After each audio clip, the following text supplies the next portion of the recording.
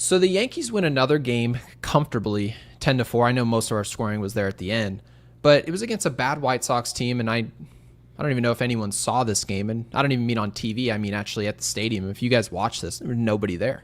It's insane, right? And I actually think, Jake, we were talking about when we could do our Yankees Unloaded night and meet up where we can actually meet a lot of our audience. We could have done it tonight. We could have bought out the whole stadium.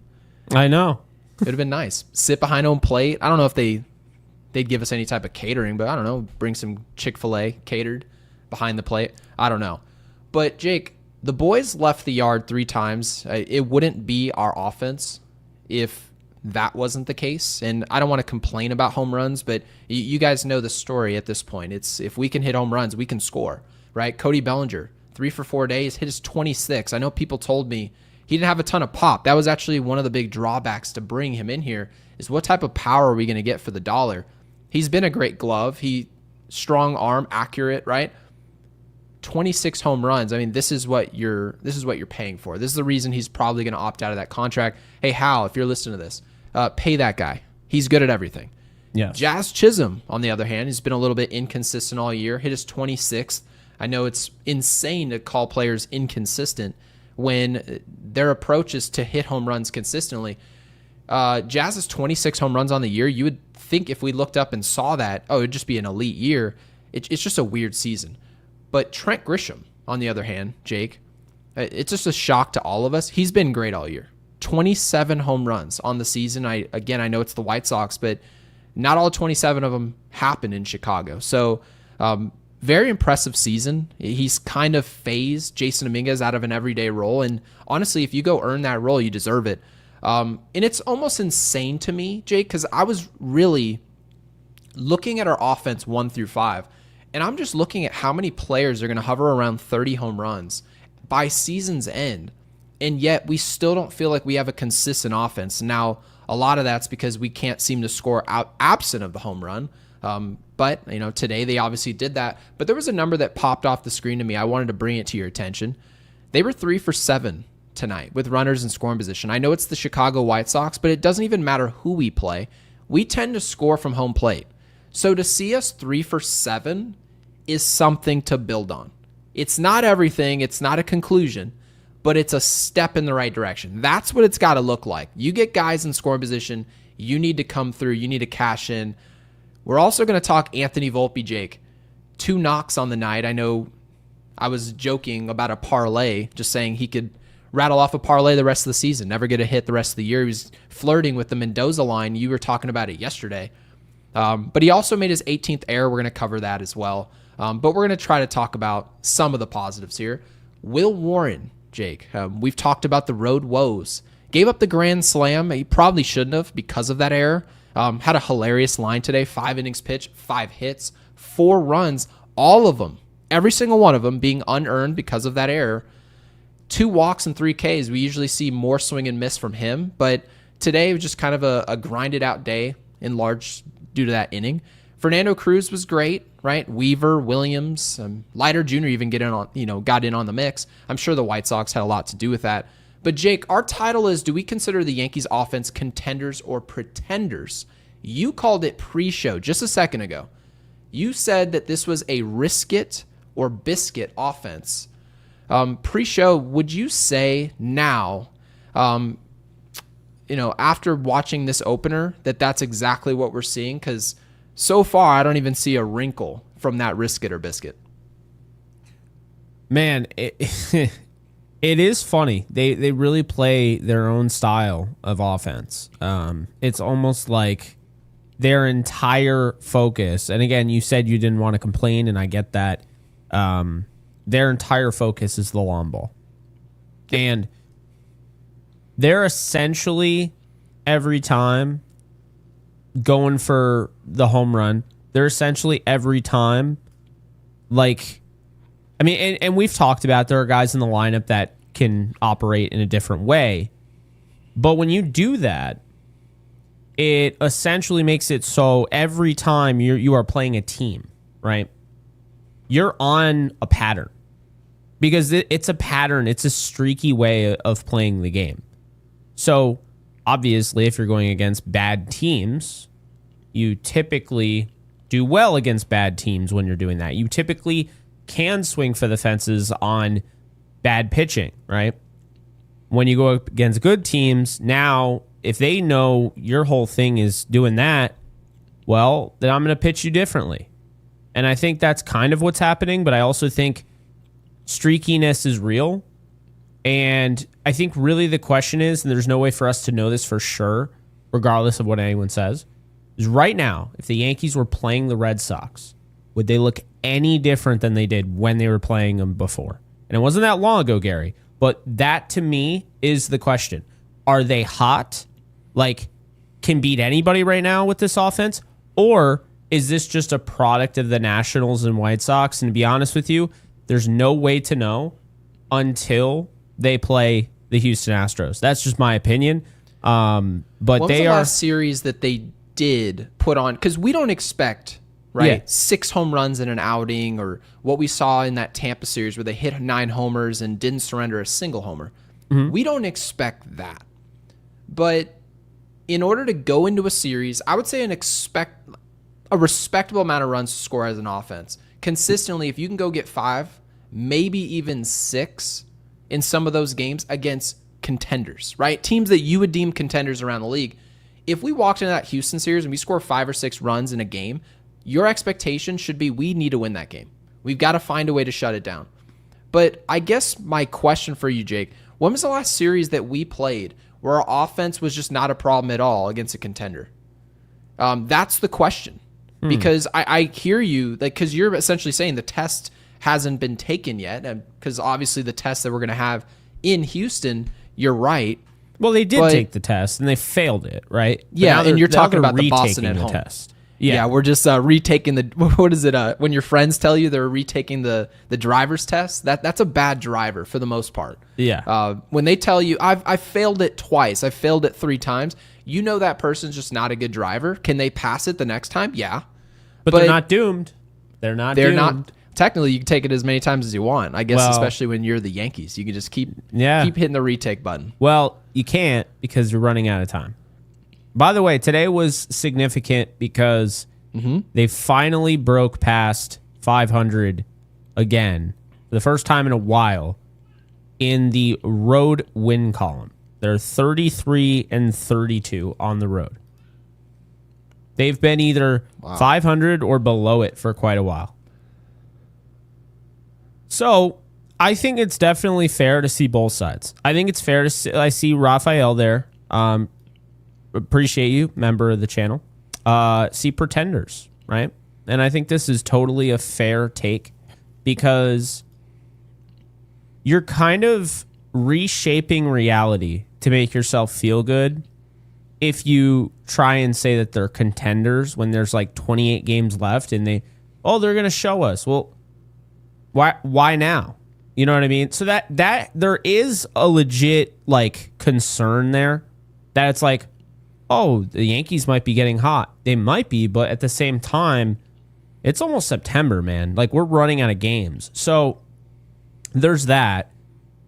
But also there is the point of contenders, and we go back and I use this terminology. I don't know if you were on the show. I think this might have been a solo one, but I used the terminology where, you know, like one of those teams in like a UConn in the big at the time the Big East, right? The Big East championship, and the whole year it had just been a story. They're a lot better, a lot more talented. They shouldn't be this bad. And then they won their entire tournament. They just won out. And then they did not lose a game the rest of the year. They won the entire NCAA tournament. And the point being was that, in a way, it would be kind of like the Yankees. They have, again, like 28 games, something like that left. And the way UConn is, well, they kind of just they were never terrible, but they were always hovering a little bit above 500. Maybe they're a little bit better. And, you know, I think that's the thing. So, you know, now with the Yankees, yeah, you're getting close to the end. Sprint through the bag. Don't pull up. Sprint through first base. And go and win this division. Go and build some momentum. This is good stuff. And for the next 3 games, we're hoping we can celebrate it because that would be an 8-game win streak. But again, to the point, the real test starts with that Houston series. Yeah, in Sports Pod with LJ, I wanted to put this up from the live chat. And again, guys, thank you for getting involved in there. We really appreciate it. And we'll get to the supers here in just a second. So Sports Pod says their postseason starts with the Astros, Tigers, Red Sox, and Blue Jays games. That's exactly right. I think the terminology here is perfect. No remix to it at all. Postseason starts with that Houston series. Not do we have more time, not are they winning any games, like how, because I know pre-show, Jake, we were talking about Toronto, we were talking about Baltimore not really doing us any favors here, losing multiple one-run games, back to back. No favors. And you're right. However, the Yankees don't need any help the rest of the way. They don't need Toronto's help. They don't need Boston's help. Your postseason starts next week. In a few days, it starts. So I need people to realize the Yankees don't need anyone's help. If they go out and win these games, there's 28 games, I believe, left in the season. If they go out there and find a way, right? I'm not making the prediction they will, but if they can dominate these series, whoever wins the World Series, or for the most part, the teams that are going to go deep into the postseason, they're going to find ways to get the best of the team on the opposite end in these games, right? If Boston gets the best of us again at Fenway Park, they're taking the step forward to run down Toronto, right? If Toronto sweeps us in this upcoming series that we play with them, they're taking a step forward to actually hang on to the division. Essentially, you're going to be crowned these next few weeks. It's postseason time. So they call this a pennant race. They call that a pennant race on MLB Network everywhere, anywhere you go. Very interesting. So I really appreciate you throwing that up on the screen. So thank you for that. And Neil, not sure where the super chat went after that, but I'll have to go flag it down. But Neil Freed with the 20. And I did see in the comment section, it's time to go deep dive into what's going on with Anthony Volpe. He had the 2 knocks today. Neil with the 20. Neil, thank you for that. We really appreciate that. Neil. Said, I don't understand why Volpe is still playing every day. At this rate, he will easily become the Yankees' first 20-20-20 player, 20 home runs, 20 steals, 20 errors. Caballero should take over as the full-time shortstop, which this is interesting timing just because obviously we saw not a good day, right? Because Volpe did cost the team 4 runs with 1 error. I know he didn't pitch and give up the grand slam, but the actual at-bat should have never occurred. So you had a negative impact, but he did have the 2 knocks. Now, Neil, I think everyone agrees, Jake and I, any other Yankees podcasts, hell, even the people who work at Yes, they probably agree. Anthony Volpe's not really worth a start right now. He's just not. And you can play technically a bad baseball player every single day. They're going to do something at some point down the stretch, right? I just saw Dodgers fans for the past 3 months complaining about Michael Conforto, and rightfully so. He's having one of the worst seasons you've ever seen. Well, just 2 days ago, he had a big home run in a game, and fans were still happy in the moment, but they're still thinking, well, Conforto's been terrible. So, Jake, that's where we are with Volpe. He is as bad of a baseball player as you can be, and he plays every single day for the most part. So he eventually is going to do something. So I'm trying my absolute best to just be professional and make sure it's known he was okay at the plate today. It wasn't a problem at the plate. It's just the glove. Yeah, his approach at the plate looked different. I think also, the glove, that error and everything sucked. But, of course, when it happened, right, this was back in the 2nd inning. Mm-hmm. So I just feel like over the course of the game, and we're not talking about splits, but the game, I thought he got better as the game went on. That's the thing. He made a really nice play defensively. And look, I'm not a fan of Volpe. I'm just not. I really don't think it's going to work out, and I think they're honestly just wasting opportunities with Caballero sitting on the bench. But the point being here is I want to be a fair analyst when I look at the scope of everything. And oftentimes with this show, we're going to talk about things in terms of spans I think that's a big thing with our show. We like talking in spans. We like talking about the last 15 games. What have you done for me lately? Not today, but all over.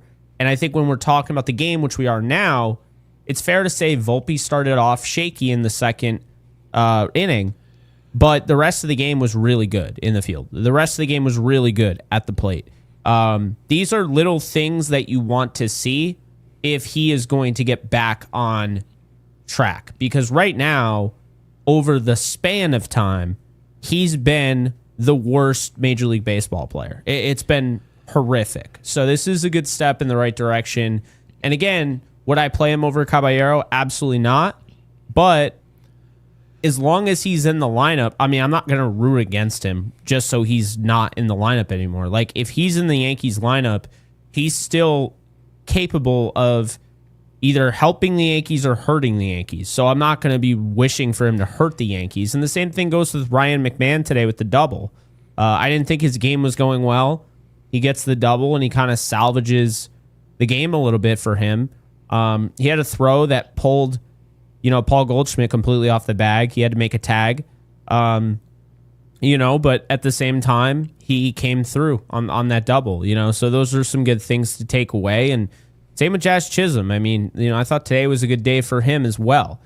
2 for 4, hit the ball hard, on his outs, hit a home run as well. Very rare home run. Normally Jazz likes it inside, and he goes out and gets it on the outside, high and away. And I was surprised the way he made contact with that ball. That was odd. You see the pimp job on that? I mean, yeah. You just don't see that. It's weird. It goes to show you this is why people get so frustrated with Jazz. It's not just because he's an inconsistent player. It's because he has the raw talent and he's inconsistent, right? That's what frustrates so many fans, so many Yankees fans. Obviously, fans of other teams don't give a rip. Yeah. But we do. We want to see the best version of Jazz. And the best version of Jazz was, I would say, probably 4 or 5 weeks after we returned from that injury. He was telling us all day long he's only worried about contact. He was hitting a ton of line drives. Wasn't hitting as many home runs. And I'm not going to complain when he hits a home run. I'm certainly not. But when he's going right, he's hitting line drives. The ball's in play often, right? And he can essentially put the ball in play anytime he wants. That's the type of talent he is. So that's what I hope we get back to. And by the way, guys, fresh reminder, I did find that super chat from Kyle Malay. So thank you for doing so, Kyle. Really appreciate that. We are 54 subscribers away from 10K. We really appreciate that. We are giving away a Yankees jersey of your choice to one lucky winner. We'll announce that live on the show. All you have to do is hit the subscribe button. So we really appreciate that. It doesn't cost anything to do so. But Kyle, let me throw you up on the screen. Hype the video too. Now we have to push. Yeah, because there's a million different things you guys got to do. You got to click the like button. Obviously, like the video, hype the video if you've ever heard of it. I just learned of it 4 days ago. But yeah, we really appreciate it. Kyle with the 2, who's also a mod here. Kyle, we appreciate that. Says not excited until they beat good teams. Trust me when I tell you, Jake and I, we're not excited. Before this podcast started, it's not like Jake and I were like, that's a huge win. Not one of us said that. None of us. There's nobody who turned on this podcast who said that was a must win. We really had to have that. And I know, Jake, you talked about their road record getting back to a certain point at 500. That's actually where pretty much all the teams in division are, right? Boston 34-35. We're sitting there at 37-37. The Blue Jays are the only team that's really serviceable on the road. They're 38-31. Actually, no, they're 500. They're just good against teams over 500. That's really where their bread and butter's been. I know a lot of those wins over 500 were against us, unfortunately, there, Jake. But Kyle, I don't blame you at all. We're not going to try and convince you of otherwise. It just is what it is. And Armando, who's been a member, also this is our second member who's reached a year of being a member. So Armando, thank you for doing that. Said status quo versus working on weaknesses. Shaking my head. And Ninja Hot Dog with the 2 says Volpe is only worth half a chicken bucket. Oof. Yeah. He's half a chicken bucket. I feel like I've gone in on Volpe a little too much this week, so I'm gonna cut it back a little bit. So I'll just go oof. Yeah, I mean, I hear you can only complain so much. Yeah. And it's as bad as it could be. And I think we've covered as bad as it can be, and then we just kind of leave it there. Apex with the 2 says, Ben Rice improving on lefties. No more platooning. I want to talk about this. I actually want to have a deeper dive into Ben Rice, because you have to remember, the only way you can develop at something, like literally, Jake, the only way, is if you get an opportunity to go out there and work on it, right? And I know that there's practices, there's batting practice, and you can go work on the iron mic and, I don't know, have somebody throw you a simulated game, maybe. But the only way you're really going to build off something is if you go out there in the game. Now, just because you play doesn't mean it's going to work, right? Like Jason Dominguez has played in the field all year. It's not gotten that much better, right? But Ben Rice, on the other hand, I think he's shown us his approach is so multi-dimensional that I would feel like we're doing ourselves a disservice to just act like he can't have great at bats against lefties and righties. Totally. What do you think about this concept? Because right now, I don't think they're going to just go away from this as we go into the postseason. But as we go into 2026, right, and you go into spring training, and hopefully, our Yankees Unloaded, we have a group going to those games. Hopefully, when we go over there, we see Ben Rice taking at bats against left-handers. What do you think about that? Do you think there's any chance in hell that Boone makes the decision that he's just going to play regardless? Yeah, I think he's got to. Ben Rice is showing you he's not just some platoon bat. Like, this guy's the future of this team. He's one of the faces of this franchise. I don't think it could be any more obvious. We're looking at a player that's ascending, like legitimately ascending. And it would just be really stupid to continue this. And look, I think partially what it is that against lefties, well, Paul Goldschmidt's great against lefties, right? He's Ted Williams. And Austin Wells has better splits against lefties than Ben Rice. But I think the important thing here, and also Austin Wells is just a better catcher, and I think they want Ben Rice to be the first baseman. They don't want to have to use him a catcher. I think it's just kind of, they're doing it, but I don't feel an all-in there. I would be fine with him just being the catcher, but I'm also fine with him playing first base next year. Point being is that I think they're putting too much stock in Austin Wells. I also don't think they realize Austin Wells, I do think, bounces back next year. This year just is not his year. He's shown you in the past, he had 2 months where he showed you he could be not just good. Like, we're talking like a top 5 catcher, offensive, defensive. And then he got into a slump. And then this year, he's had the nerve damage with his hand. So I don't feel like we're going to get actual Austin Wells this year since that injury. So I'm excited for him down the road. But the reality is, he's not even a starter right now. So I think they're putting too much stock in Austin Wells. I don't think they're putting enough stock into Ben Rice. They're starting to be a little bit better in playing him.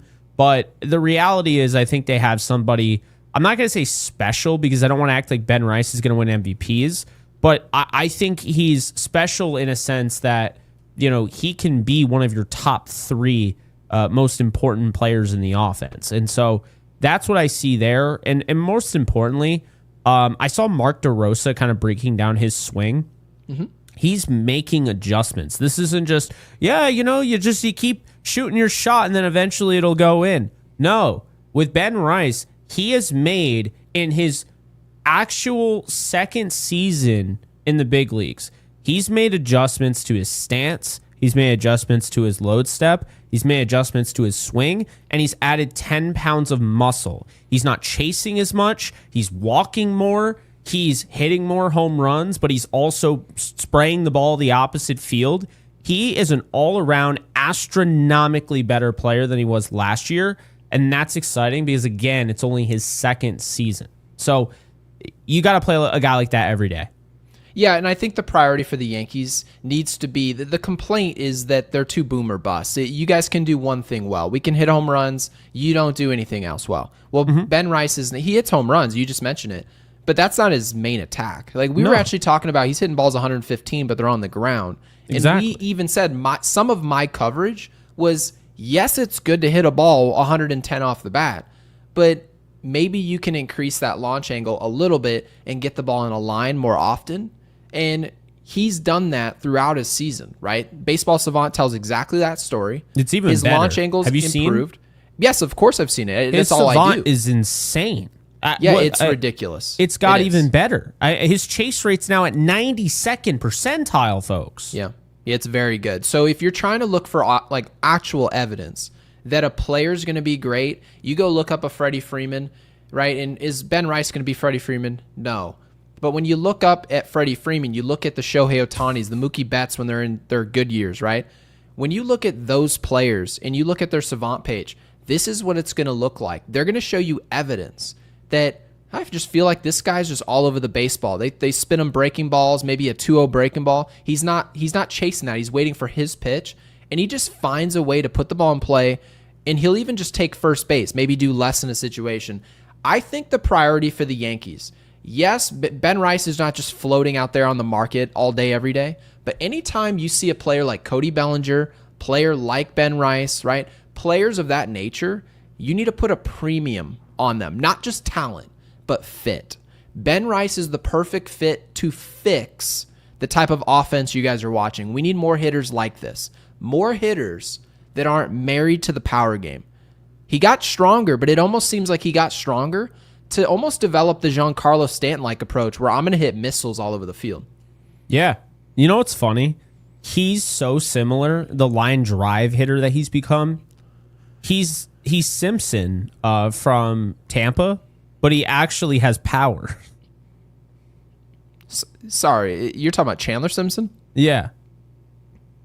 Because Simpson Chandler. has no power. He just hits missiles. You know what I mean? So what you're saying is Chandler Simpson needs to get in the weight room. He does. I think actually that's a really good point. Ben Rice is now at 6'2", 228. He was 6'2", 218 last year. I mean, the 228 is helping. Plus, and obviously, guys, we're kidding. It does help that Ben Rice has the frame, right, to put on this type of muscle. And it's the same thing with like a Cody Bellinger. I knew Cody in high school. Cody wasn't a power hitter. He hit one home run his whole career, and it was against my team, right? Yeah. He wasn't a power guy, but he had the frame, right, being 6'4". And I think he weighed 160 pounds when they drafted him. So when you have the frame to put on the type of muscle, Ben Rice put in the work, but you also have to put a swing behind it. That's what Mark DeRosa was talking about. Swing, not how strong he was, none of that. No. If you have a quality swing, for the most part, and your approach is correct, you're going to get results. It's the hardest thing to do in this game, is to actually have an approach that's consistent, that you don't change. And by the way, when you're on topic of when you were talking about Austin Wells, I actually agree with you. I hate watching Austin Wells right now. I think it's a bad watch. He's a good catcher still, doesn't throw out a ton of base runners. It's still a downside to his game. But the one thing I'm going to say about Austin Wells, when you show me a 2-month stretch where you can be a great player for that 2-month stretch and then you just fall off a cliff, I know there's evidence that I can go get something. But when you talk about the Volpes or maybe even other prospects in baseball, and they never even show you, right? We never saw it from like a Jackson Holiday. He never gave us a 2-3 month stretch where he was a great player. No, we're essentially just making projections based on what was happening in the minor leagues. Austin Wells has done this at the big league level, just not for an amount of time that we're comfortable with. Hopefully they fix that, and maybe that's evidence that our hitting coach maybe isn't as good as we thought he was going to be. Wow. Did we really think he was going to be that good? No, we didn't. No. Not. I mean, he's better than the analytical dude. Remember that?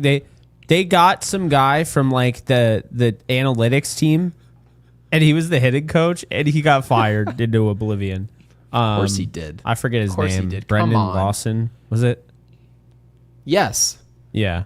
I mean, I don't know who could be the hitting coach. I'd be curious to know like who our audience would. Everyone would say Paul O'Neill. Everyone. Yeah, well, Paul O'Neill would have to get out of the booth, and I'm not sure. No, I told you we can work out some deal where he's got the headset on and he's in the dugout. He's Please, wait, hold on. Isn't Paul O'Neill? Wasn't he doing it from his basement? Yeah. Yeah, he's not coming to the stadium. Come on. You gotta travel. You gotta no.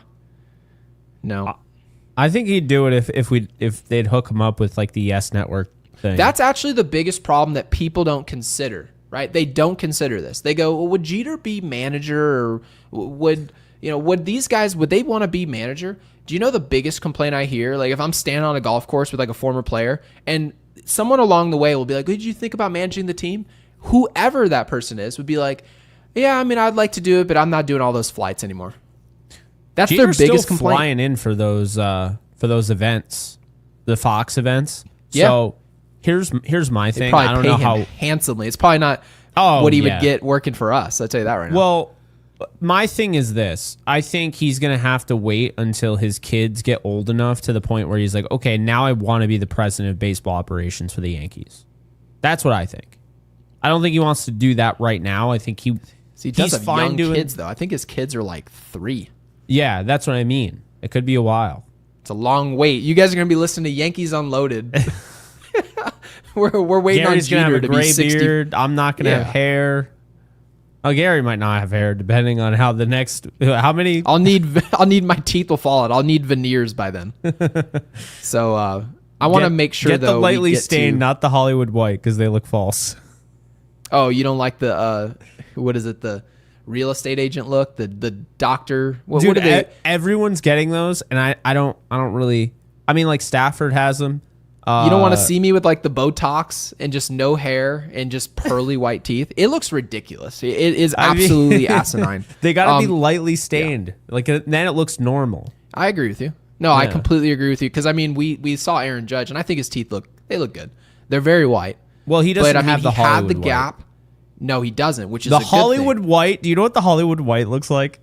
The white mouthpiece for the quarterbacks. Yes, that's what it looks like. It literally just. But looks do you know like what I saw with mouthpiece. Aaron Judge?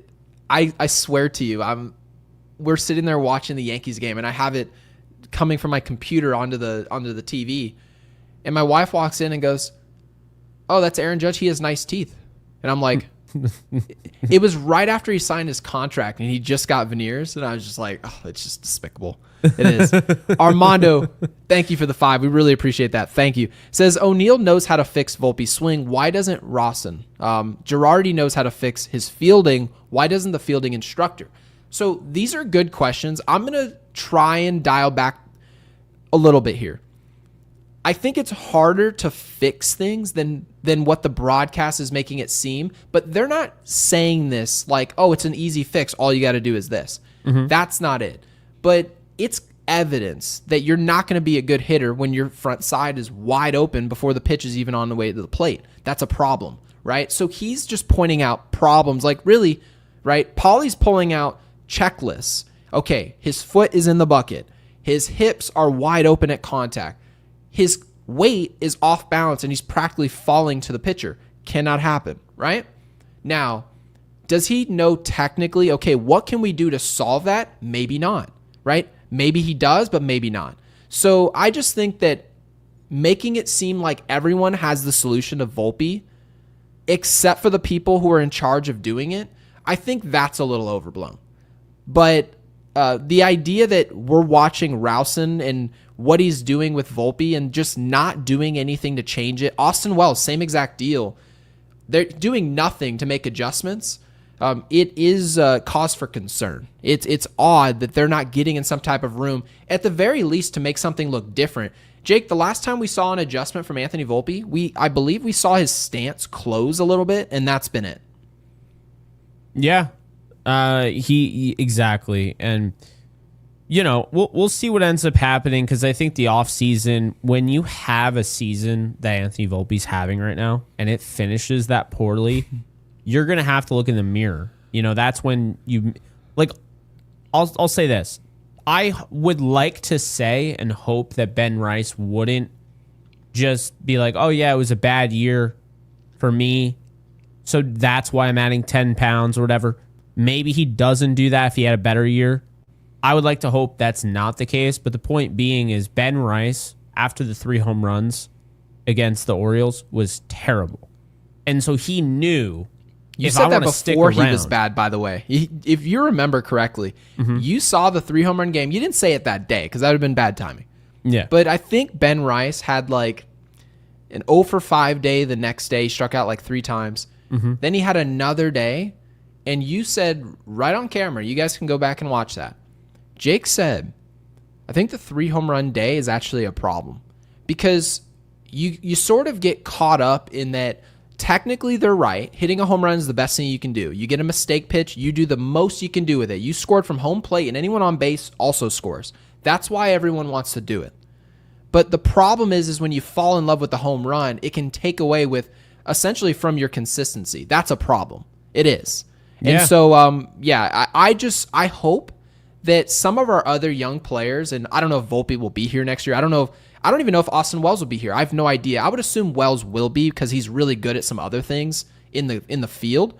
They have a lot to learn from Ben Rice. A lot. Not just hitting, his mentality, his adjustments that he's made. Guys, he's been on and off not playing. He's been on the bench for 7 to 10 days. Oh, no, you can't hit against lefties. Chris Sale's on the mound. We're sorry, kid. You can't do it. You're still young. We believe in you, but we won't play you. And then 2 weeks later, he's in there 3 days in a row, plays well, and he's right back on the bench.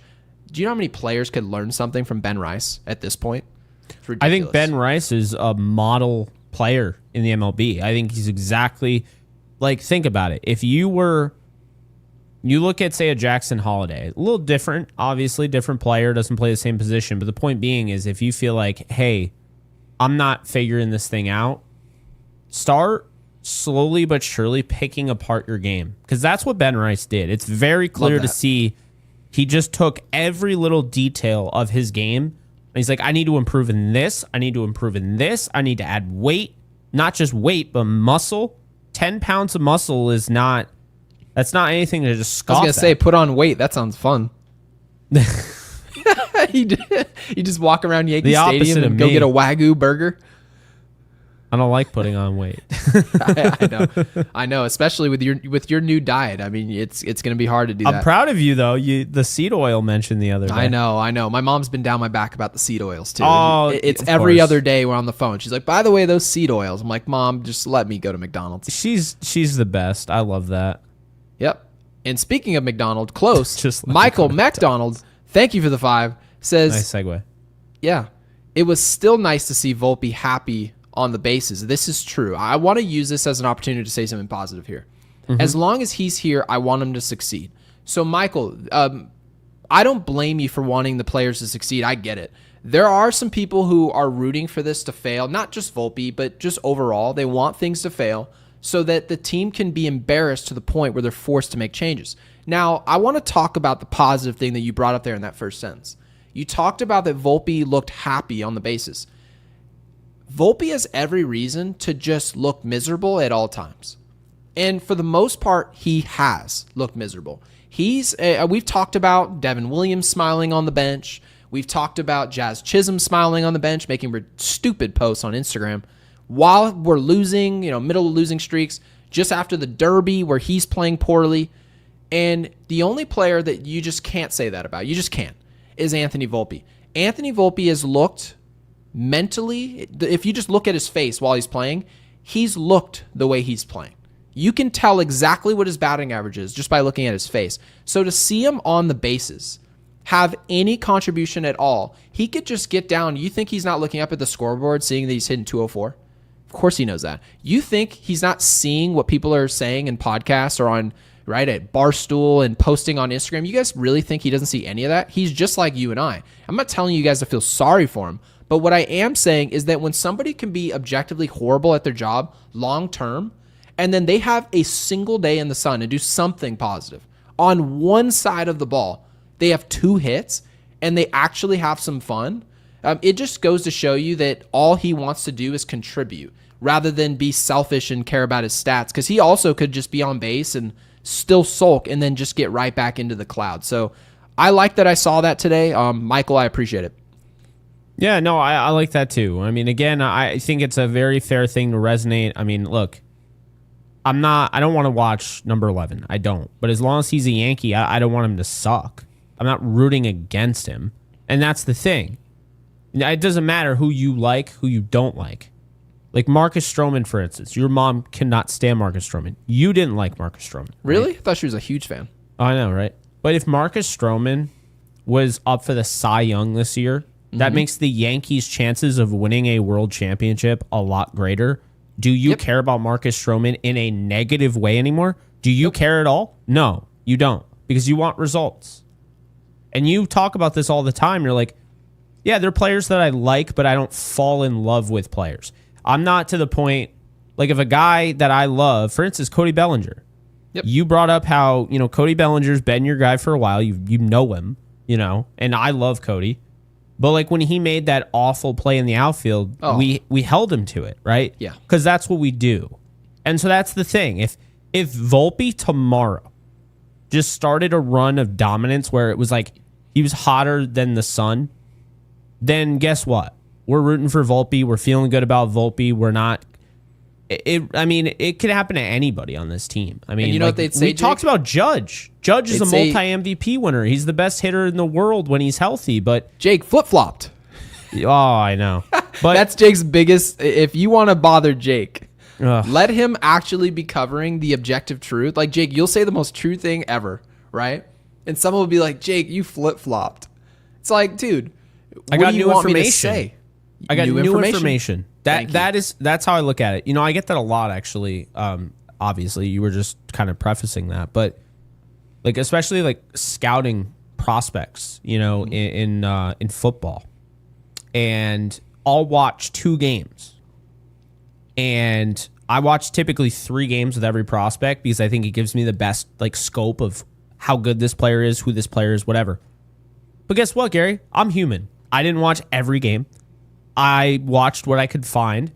Right. And then my friend tells me, whoever it is, because it's every year, there's always that one guy. Well, did you watch that one game against Ohio State? That'll change your mind. I'm like, no, I didn't. So I put on the Ohio State tape, and I'm like, yep. Ah, shit. I missed on this one. Dude, this guy's legit. Like, I don't know. And now some people might look, well, he wasn't good in the other 2, so why do you care? I care because if he can play like that, and I hear that he's coachable, I can live with that. And so that's the thing is now, because I didn't like him in the 2, film clips or, film reviews that I did, now with this new information, am I just going to be like, yeah, I already made up my mind. The 2 games were bad, and that one game that you just showed me that actually proves your point, I'm going to ignore it because I don't want to be a flip-flopper. There are a lot of podcasters that are like that. I would say, especially not even podcasters, just content creators, TikTokers, just people who live on Twitter. As pathetic as that is, they're just Twitter personalities. They don't even have a show. But yeah, I guess the gist of it is that people will go out there and be like, Anthony Volpe sucks, right? And we don't think Volpe's good either. Mm-hmm. But if the next, let's say you said we have 28 games left in the season, I believe. If Anthony Volpe hit 360 for the next 28 games and the Yankees beat Houston, Volpe has a big series at Fenway, what do we look like sitting here talking about early August?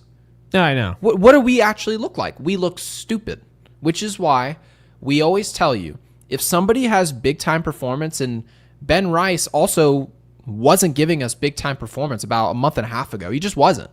His numbers actually were starting to creep down, and we saw his batting average floating into the actual, like you're talking about 220, right? 225. Yeah. And people are looking at it saying, I see the exit velocity, but he's not putting it together. And we were starting to say, you know what, Ben Rice does have to get this figured out a little bit. But overall, we're going to look at the overall numbers, and we're always going to cover the short term. I don't care who it is. If it's Volpe, if it's Will Warren, if you don't think he can pitch on the road, but he shows up in a road series down the stretch for another 2-3 games till the end of the season and he's electric, why would we ignore that so that we can prove ourselves in the past correct? I think that's ridiculous. People do that all the time, and it doesn't make you any smarter. Damned if you do, damned if you don't, right? Because this is very simple, right? Mm-hmm. If you flip-flop, you're a flip-flopper. Now your word means nothing. People do not trust what you say, right? That's what we're told. If you don't flip-flop, now you're stubborn. Now you have an ego, right? Now you have a complex. It's funny to me. So just always do what you think is best in a certain situation. I think the more methodical approach to covering a team, to understanding anything, is when you learn new information and you trust it. That it's now okay to, you don't have to change everything you believed initially, but you can edit it. right? Because you can also give some people some props for goodness sake. That you're too. allowed to walk into today and say, Volpe was bad defensively, but also you were talking about some other things he did with the glove, not just the air. He made some good plays today defensively as well. It doesn't just relinquish everything that happened. No, but of course not. You got to cover both sides, and we did that. So I also want to throw something up on the screen. I want to read this first. So Apex with the 2 says, not that Volpe was good, the White Sox suck. I mean, that is absolutely true. There's no way around that. But great. Extra Salty, who's a member of ours, I want to throw him up on the screen. I thought this was interesting. And the simple fact is that the Brewers are 4-6 in their last 10. We've seen a slide like this. Every team has this, right? And we saw this from Detroit. Detroit fell off a cliff. They won over 10. They lost over 10 games in a row, right? They could not win a baseball game. And again, they're losing games. Milwaukee is starting to fall back down to earth. Now, are they still contenders? Yes. Here's the importance of this. Milwaukee is playing Toronto very soon. We need Milwaukee, and I know I just said that the Yankees can technically take care of business on their own, but we need the good teams to play like good teams against teams ahead of us. I just think that's common sense. So, Extra Salty, really appreciate you getting involved in the chat. Thank you for doing so. They lead the MLB, by the way, in run differential, which is crazy when you think about how many runs the Yankees, merchant? The run merchant. Oh, yeah, the run differential merchants, because we destroy the bad teams. They destroyed the Brewers. So it's kind of crazy to think, wow, even still, the Brewers are way... Dude, I saw the run differential. Did you see this, by the way? This is insane. I did not. No, I have no idea. So the White Sox, right, actually have a better run differential than the Angels. Okay, so like... They're bad, right? They barely have a worse run differential than the Orioles. Okay. They have a run differential around the Miami Marlins. So understand what I just said. Then take that. You have, and again, it's not great. I mean, it's negative 83. Dude, I think I'm actually going to say this. I believe it. The Colorado Rockies need to be kicked out of the MLB. They have a negative 343 run differential. Why do they? I believe, if I remember correctly, they're approaching. I think they're approaching having surrendered 1,000 runs. They have already surrendered 849 runs. Explain this to me. What is the sense? And I get this, right? Local economies. Yeah. Denver. They love their team. They're not handling them correctly. And then why do the owners deserve to move, right, to a certain place, move to a Vegas, move to a, I don't know, Nashville and build a stadium? Why do they deserve that? I'm going to tell you like this. Here's my take. If you play bad enough baseball for long enough, they should just they should force you to sell the team. I totally agree. And here's why. And this is long term. You're not saying 4 seasons in a row. Well, no, I mean, bad. Colorado's been terrible for a while. I mean, the White Sox, they've never won the division. Yeah. Colorado has 38 wins. We're talking about the season ending in 28 games. It has 38 wins. So understand when I say this, okay? I agree completely with you. And I think, because I don't want to, when I say kick them out of the league, I'm obviously making a joke. But the fans deserve better. On top of that, we've talked about this, these owners that are paying for them, they are paying their share. They are footing the bill for these bottom feeder teams. Yep. I'm fine with bottom feeder teams. I'm fine with the Pirates, although I hate that Bob Nutting doesn't do anything and is going to lose all of his stars. I'm fine with the Cardinals being bad this year. I'm fine with the Diamondbacks being bad. I'm fine with the Angels and the A's and the White Sox. I get that. The Colorado Rockies have 38 wins. Chicago has 10 more, and they're atrocious. Any other year, Chicago would be the worst team in baseball. And the Colorado Rockies have 38 wins. That is just embarrassing. They have 96 losses. They're 38 and 96. They have a 284 win percentage. I know Manfred was talking about, what did he say he wanted to do? He wanted to just make it where we're going to just realign divisions. Eminent domain. The MLB needs to seize them tomorrow. Yeah, I mean, I would agree with you. And you don't have to take him away from Denver. I think that would be punishing. No, take the him wrong away people. from the owner. But the owner Who owns just has this no team? business. I need to know. I don't know. I have no idea. I'm clueless on who owns them. All I know is this: you're Charles not K. practicing. Monfort. Whoever he is. Bye-bye. You're Gone. not doing anything to create any momentum at all. So it's obviously disgusting. He doesn't but care. Ivan, no, and of course not. Ivan, thank you for the 2. Says they need the next 4 series in order to believe. They're not going to win all 4 series, but I mean, obviously, you're talking about the Chicago series. Jake, you said they have to sweep them. I would agree with you. They got to sweep the series. Chicago sucks. Bad baseball team. This isn't like this isn't Tampa, who's hovering around 500 still, or maybe 5 or 10 games back. They're still a good enough team to go beat you, certainly, right? It's a big league team. Yeah. But these teams in Chicago, Colorado, those aren't even big league teams. They suck. They're not good baseball teams. Dude. They're not. They have maybe 1 or 2 players within the organization that you say, oh, that guy's playing some ball. I wonder where he's going in arbitration, and then I wonder where he's being traded to after that. But Ivan, just to really get back to this thing about the 4 series, they've got to go out there, go in Houston. That's going to establish everything we do. I understand that we all want to press and look forward to this Fenway series. I understand it. What's going to set the tone is what we do in Houston. If you want to know what the Yankees are about, pay attention to this Houston series. It means everything. Everything does. for this Yankees team. If they go out there and lose the series in Houston, they may as well just pack their bags for Fenway and just go sledding. They might as well not even play baseball on that trip. Don't even waste your time. Just fly right over them and go into Europe. Just go on vacation. You're wasting your time. However, on the bright side, if you create momentum in that Houston series, I promise you guys, that's the biggest series of the year. Now that Fenway series is behind us, if you guys can go win and create actual momentum, Jake, I know we kind of called these spring training games against the White Sox and the Twins and the Cardinals, like they're creating momentum. No, creating momentum would be playing a good team, holding your own, leading up to that Fenway series. It's the only way. Yeah, no, I totally agree with that. Tomorrow they got Rodon in the mound, they got Schlittler, and then they got Heel. All 3 have been pitching well. Love that. There's no excuse. Yoendris Gomez, who I like, is on the mound tomorrow to start for Chicago. Like, come on. You know what I mean?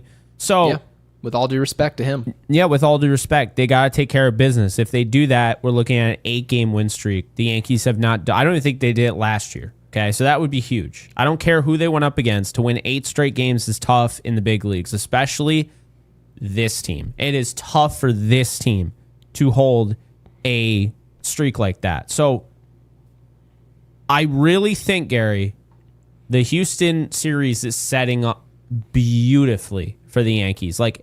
They're getting that day off. They can win 8 straight and then have a day off. Oh, they're then giving go us a to day Houston. off? Oh, wow. That's what I'm saying. Look at that, Jake. They get a day off on Monday. So that's the big thing, Gary, is that they get a day off. They can win 8 straight. They got 3 more games, and it's 8 straight. Then they got Houston, okay? After Houston, they go back to the stadium, and it's a 6-game homestand against Toronto and Detroit. Now, I understand Toronto and Detroit are maybe not who you want to hear, but here's my effort to get you off the ledge there. This is at Yankee Stadium, okay? They have no chance in Detroit. Like the last time we saw them play there, they did not look good. It's at Yankee Stadium. Now, that also means, because Will Warren will likely be pitching in the Detroit series, that's a big deal. Will Warren is a completely different pitcher at home. We saw that today. I wouldn't even pitch Will Warren on the road in a postseason series. I would actually just punt that start. I'm not even kidding you. Yeah, I would just give it to somebody else. Well, I think, what's kind of interesting is the Yankees are running into a little bit of it's a good problem to have, actually. I know that's famous last words, but yeah, I'm PTSD from that. Yeah, but they're actually running into something here that I'm noticing. What's that? Cam Schlittler can pitch on the road and at home as a rookie. Neither bother him. So, I mean, I could see Schlittler overcome. I mean, I don't know if they'll do it, but I could see him surpassing Will Warren. By the way, he has a 2.16 ERA on the road, and he has a 3.16 ERA at home. His road offensive batting average is 253 at home. So, he strikes out more guys at home. That's what I've noticed.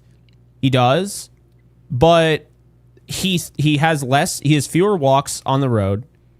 And it seems like he is better at just getting through innings. Like, he's okay. I mean, he's 0-1 on the road, but, like, his starts have been really good. Is it weird that I consider him a little bit more mature? And I know that that's not weird. This isn't more of, like, this isn't X's and O's. This is none of that. When I look at Cam Schlittler, I just see a more mature person. We rarely do this on this podcast, where you talk about the demeanor or just the personality of a player. We talked about the personality of Rodon. That's something we did. You talked about his personality. You talked about that we're saying he's drowning in a glass of water. If something goes wrong, he can't fix it. He can't realize that not everything is just off the rails. And then he improved that this season. It's been way better, much better. Yeah. Now, having said that, if something hits, it goes off rail just a little bit with Will Warren, am I comfortable maybe in a postseason setting that he'll just get back on the tracks here? Me personally, I'm not. Now, I don't think that's a problem per se because he's a young player. I think he'll fix that with time. But the issue is that, situationally, Cam Schlittler, on the other hand, I think he's just much more mature in making adjustments. And if I was in a postseason setting, guys, it's easier said than done pitching in the postseason. I think we all know that. It's a lot of pressure, especially for young players. You're trying to do too much. You probably didn't sleep the night before. You've been waiting for your start all week, freaking out. What am I going to do? How's my body going to react? I think I trust the person of Cam Schlittler and his personality more than Will Warren. And then there's also something to be said for one player has way better stuff than the other. So there's also that. So I know you said there's a chance that Cam Schlittler overtakes Will Warren. For me personally, if a postseason game was in a week and a half, I'm starting Cam Schlittler before Will Warren. I agree completely. My take. Well, the biggest thing is, what do you look like when you're away from home? Of course, you're going to look better, right? Except for Cam. But yeah, postseason, it's like you're not at home the whole time. You're not home the whole time during the regular season. But we've now seen the body of work, and it's now dialogue. Like, it doesn't mean Will Warren's never had a good start on the road, but he's just not the same pitcher. And even if he has like good numbers in a road start, you still kind of come away saying, yeah, he didn't look as confident as he did at Yankee Stadium last start. And that's just, I totally agree with you because he's older than Cam, I believe, by a year. I think he's 25 and Cam's 24. Okay. But here's the deal. With Cam, he's exactly what they tell us a Volpe is. They say Volpe's fearless. They say Volpe doesn't think about anything. He's always got this kind of one-track mind where, he doesn't let anything get to him. No, he does, but Cam doesn't. When we watch Cam Schlittler, that dude does not look fazed by anything. He doesn't get too high. There's not a huge disparity between, if you sent him out at Dodger Stadium, crazy crowd, right? Dodger Stadium's electric. Even Garrett Cole said something about it. He said, you've never seen, hey, Will, I'm just letting you know, Will Warren, you're starting this game. He should not have said that. Of course he shouldn't have said it. It was a ridiculous thing to say. Ridiculous. Yeah. But having said that, when you say that to a player and then he goes out there and he looks like a deer in the headlights, well, you sort of know, okay, let me bring him back in the house and then I'll throw him back out there to play again later, and you just hope it's better. But Cam Schlittler hasn't shown us any sign of weakness, not mentally. So I'm going to test that. I want to test that as much as possible. I know everybody likes to, let's coddle the young players and act like they can't do anything for themselves. They can't wipe their own butts. But the reality is it's personality player to player. It's not just young player or veteran. Some dudes, guys, watch baseball, right? I promise you, our audience, much more experienced than most other podcast audience, they've seen plenty of young players. Craig Counsell, huge impacts in postseason games early in his career, right? You can do it. It's possible. But you also have to look at the person, right? Ben Rice. Are you worried that Ben Rice is a young player as we go into October this year? Probably not. Doesn't it have something to do with the type of personality he has? I think so, personally. So I hope that the Yankees read into not just the numbers and what players do on the road, what they do at home, but also who is this person? If I throw Ben Rice, the person, out on the field in game 4 of a World Series game, can he handle that as a dude? Is he the type of person that can deal with that? And then also you look earlier in the year and a Will Warren showed you, hey, I can't deal with this right now. Maybe down the road I can, but not right now. Do I want to test that when it's all said and done? Probably not. So I'm going to give Cam Schlittler the ball. That's just my take. And Scott Ross with the 5 says optimistic take, and we like those. Need to figure out a way to go 20-8 the rest of the way. 94 wins. Is that what it would get us? 94 wins. I called, what I say, 88 wins at the beginning of the year. We'll see what happens. Boston's schedule is really soft, though. Yeah, it's not what you want to hear, but we play Boston. And I think if we take care of Boston enough in our matchup, Jake, enough in our matchup, Boston's not great enough to steamroll their schedule. They're good enough to win these games. They're a good team. But are they going to go 21-7 the rest of the way? I don't think so. I think Boston's going to play good, not great baseball. It's the same for Toronto. I know you think Toronto's going to kind of fall back, and I almost want you to, like, you're almost talking me into that. I can see it. Mm-hmm. But I would agree. The optimistic take care of Chicago. It makes that 20-8 look much more manageable. Yeah, no, I agree with that. It would be funny if they ended up with 94 wins. That's what they finished with last year, I think. Yeah, that's literally what they finished with because they won that last game. It'd be a hilarious year of coverage. Yeah. Just a roller coaster to 94. Wait, is that? Did they win the last game with Skeens on the mound? No, okay. I was going to say that would be the most Skeens thing ever. Because they could not hit Skeens. I remember that like it was yesterday. He dominated the Yankees. What a surprise. Offense. I know. We saw a really, really good pitcher, and most people don't hit him. But I'm surprised our boomer bust approach didn't right? slug against one of the best pitchers I've ever seen. Isn't that interesting? Well, boomer it is bust. Interesting. You know, it's actually kind of funny you mentioned that. I was thinking about this last year and thinking about this with last year. Mm-hmm. And I feel like they had the same approach, but they just didn't have the talent, like, to even get the ball in the air. Like, DJ LeMahieu had a negative launch angle, and, like, Alex Verdugo couldn't hit a fly ball if you paid him. Yeah, so it was like nothing. So they had the same approach, but it was just like, no. Yeah, no, I hear you. B-Rye with the super. B-Rye, thank you. Guys, we want to get caught up on the supers. You guys have been awesome, so thank you for that.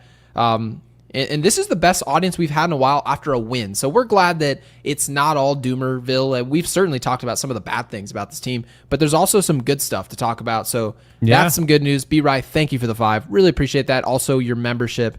Guys, we've really started to you guys have been very supportive with the membership, so I wanted to go out of my way to thank you guys. So really appreciate that. I know Jake is feeling the same way as well. Says, how definitely. Confident are you guys?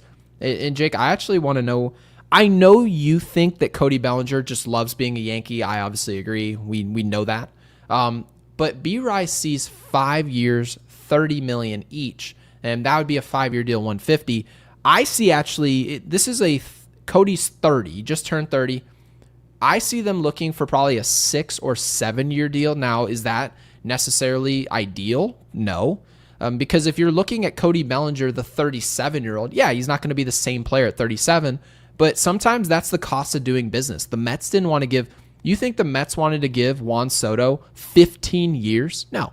They wanted to give him 7 years so they can get him till the end of his prime and they can tell him to go kick rock. That's what they do. Throw up a statue for his prime and then, hey, go play for whoever. Go play for the D-backs. He can opt out after 5 years, and I actually think he's going to. He certainly can, because if players push after, I think they're expecting there to be a lockout. Mm-hmm. If the players push for the lockout, the lockout's now over and done with, he shows back up, and he's not going to be able to hit 250 the way he is. His average actually just went below 250. I don't know if you saw that. What? Yeah. Is Ben Rice hitting better than Juan Soto right now?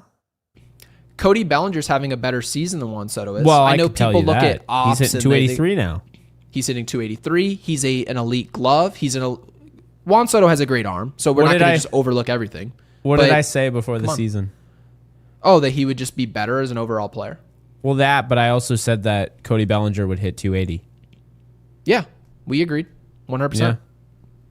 100%. There were people that are like, I don't know, maybe like 240, 250. I was like, and technically, Juan Soto is still worth more money because the ceiling is higher. It's harder to do what he does in a good year. Like what you saw 290 with 41 jacks, very hard to do, and he's also really good in the clutch in October. So you're also paying a premium for that.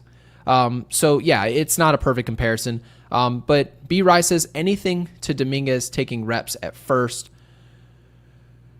I didn't see it. He's 5'9", 5'10". I mean, does that bother you at all that there would be a player 5'9"? Because I mean, with Anthony Volpe throwing, I know it's either too high or too low. Jazz throws it pretty high. Ryan McMahon, I mean, that could help Jason Dominguez because Ryan McMahon likes to throw you off the base entirely. So Jason Dominguez is athletic enough to go and get it. Yeah. So I did tell you I would be worried about Dominguez. If you're not good at outfield, to just move a player into the infield, first base is not easier than left field or right field. I'm just here to tell you guys right now, it's not. The best transition would be second base for him. That'd be the only thing that he'd be able to even potentially do. And I'm not saying he could, but yeah, I'm saying he can't. I don't get the first base because I mean he doesn't even have the size. And look, let's not kid ourselves. You want a big target over there. You want a 6'1", 6'2". You know, Aaron Judge at 6'7" might even be too tall when you think about it. But you know, at the same time, it's a big target. I don't know. I'd like to see Volpe throw to a 6'7" target. That might help. Hey, just throw the ball high. True. Not too high. Not where you threw it the other week. By the way? 6'3"? I think he's 6'3". Yeah, he's probably somewhere in that ballpark. And so I want to get to this super from Anthony Hall. Anthony, we really appreciate the two. Appreciate you. Thank you for that. Says, can we please give Trent Grisham some love? I don't want to just give him love. I actually want to move it forward to what we do with this player because this is now becoming interesting. Trent Grisham is playing, if you watch his at-bats, he's not uppercutting to get to this 27 home run season. His swing actually is more down on the ball, more old school. I don't know how much baseball, I know our listeners watch a lot of baseball, a lot of Yankees baseball. Watch Trent Grisham play. It's not an uppercut. It's not a lofty swing. It's really surprising that he creates as much torque as he does with his short and compact swing. Now, the one thing you can bring up about Grisham, and Jake, before I tee it off to you, is this is a huge outlier season. Major. Trent Grisham's never played like this. Now, technically, here's something that could help. Aaron Boone, before this season started, before we ever saw any of this stuff materialize, Aaron Boone said, Trent Grisham's got to play all the time. We've got to find a way to get him out there. So it goes to show you, what did Aaron Boone see at all? And I'm not acting like Aaron Boone's the talent whisperer, because he's certainly the opposite of that. But he saw something in Trent Grisham, not enough to play him over Alex Verdugo, by the way, but enough heading into spring training that he said, there's evidence to point that this is going to work, and it's worked. Now, will it work again going into 2026? Because, Jake, that's what I wanted to ask you. Do the Yankees consider bringing back this player? Because last year, you said if Verdugo plays the way he did in the first month of the season, maybe the Yankees bring this player back for a year or two, but obviously that just fell through the cracks. What do you think about Trent Grisham? Because this dude's about to get paid. Could it be by us? Yeah. They paid Aaron Hicks, and he's astronomically better than Aaron Hicks. That's a fact. I mean, good Lord. I can't believe they fell for that. Hicks was just a guy. And you could tell. Trent Grisham, the walks, 93rd percentile. The chase rate's 100 percentile. He's literally one of the best in the league at not expanding the zone. So these are things that aren't even, and remember that I say this, chase rate, that's not even something that has anything to do with what's happening when he's making contact. Right. That's a mental thing, right? And I think he has the mental game down. He's not going to wow you with his base running ability, obviously. Hold on a second. Can you zoom in on chase rate for just a second? Because I know that's small for our audience. Would you be able to zoom in on that for just here a second? Ladies and gentlemen, does that say 100? He has the best chase rate in the sport. If you want somebody who swings at pitches in the zone and doesn't chase, and we've talked about it all year, I'm not even going to say any players' names, chasing pitches outside the zone, chasing breaking balls and hitters' counts, just going against every unwritten rule in the book. Trent Grisham has done the opposite. I guarantee you, by the way, Jake, if Barry Bonds played the game today, he's not Trent Grisham. Obviously, we made that joke earlier, but I guarantee you his chase rate would look exactly like that. I mean, this is insane, but it's also like you see squared up percentage. And this is also, I love that because it goes to show you that work has been done to improve. This is no different than Ben Rice. His swing, to your point, is it's unorthodox for sure. It's probably unlike anything you've ever seen. It's very Rowley Banez, but it's like not at the same time because, he has kind of like a half follow through. But the thing about Grisham is that, like, I used to complain about him leading off because his splits sucked. But the problem is when you're leading off like that and you're constantly walking, guess what that does? Nothing to your batting average. Nothing at all. Nope. So the batting average wasn't really improving because he was walking so much. However, his on-base percentage is insane. And I think he's done a really nice job of being the switch hit. Now, if they could, and this is the thing, this might actually cost him a chance being re-signed by the Yankees. Okay. If they might balk at the idea of he's not a platoon bat, but we can't use him every day as our leadoff hitter because he's not as good against lefties, and it's clearly noticeable. So, I mean, what would a Kyle Schwarber, for example, right? Kyle Schwarber is a player who's I'm looking to hit 250. And he hit 4 home runs today. I don't know if you saw that. Ridiculous. But yeah, he's insane. Kyle Schwarber is a dude who's like, I'm not trying to hit 300. I'm trying to hit 225 to 250. I'm trying to hit 40 plus jacks. I'm trying to draw my walks. And I'm going to be at the top of the lineup, right? And he's hitting 2 now. But he used to be the leadoff hitter for a while.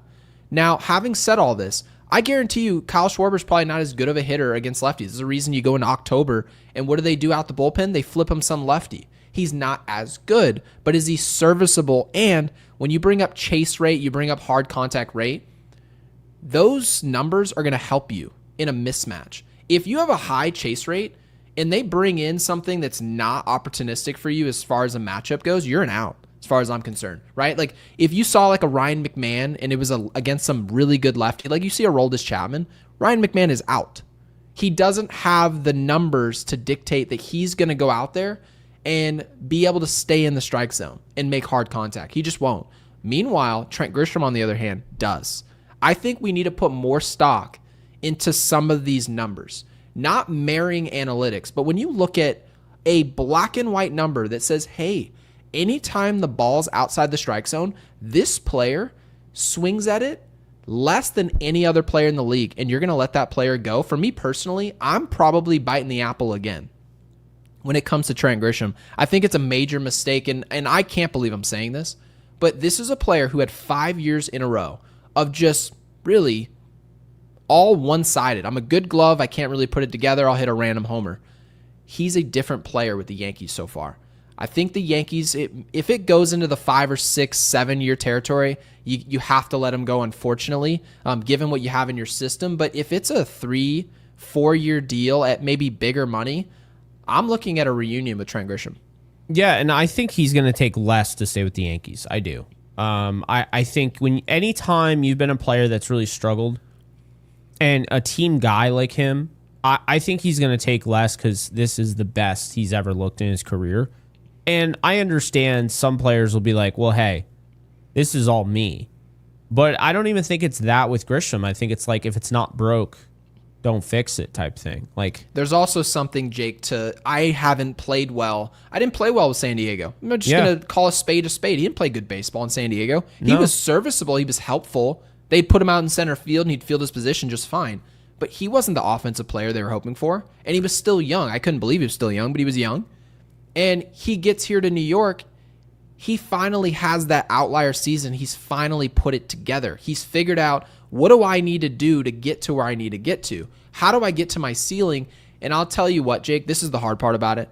When you get to your ceiling and it just so happens to be your contract year, and you didn't do anything before that, it's really hard to turn down that major pay raise. I promise you, it's got to be difficult to get paid what he's getting paid. There's going to be teams out there maybe trying to float $20 to $25 million a year at Trent Grisham. Hey, you come hit 250, play good defense, and hit 30 home runs for me. We value it to that level. Maybe Philadelphia, right? You maybe lose a Schwarber. You were talking about $200 million. Maybe some of these teams look at Trent Grisham as a replacement to someone like that. Who knows, right? So I hope he comes back. I do. I love the way he plays. And Mark, by the way, I have the craziest stat for you. Yeah, I didn't even know this. Okay, so like his home and away splits, I don't know if you've noticed, are insane.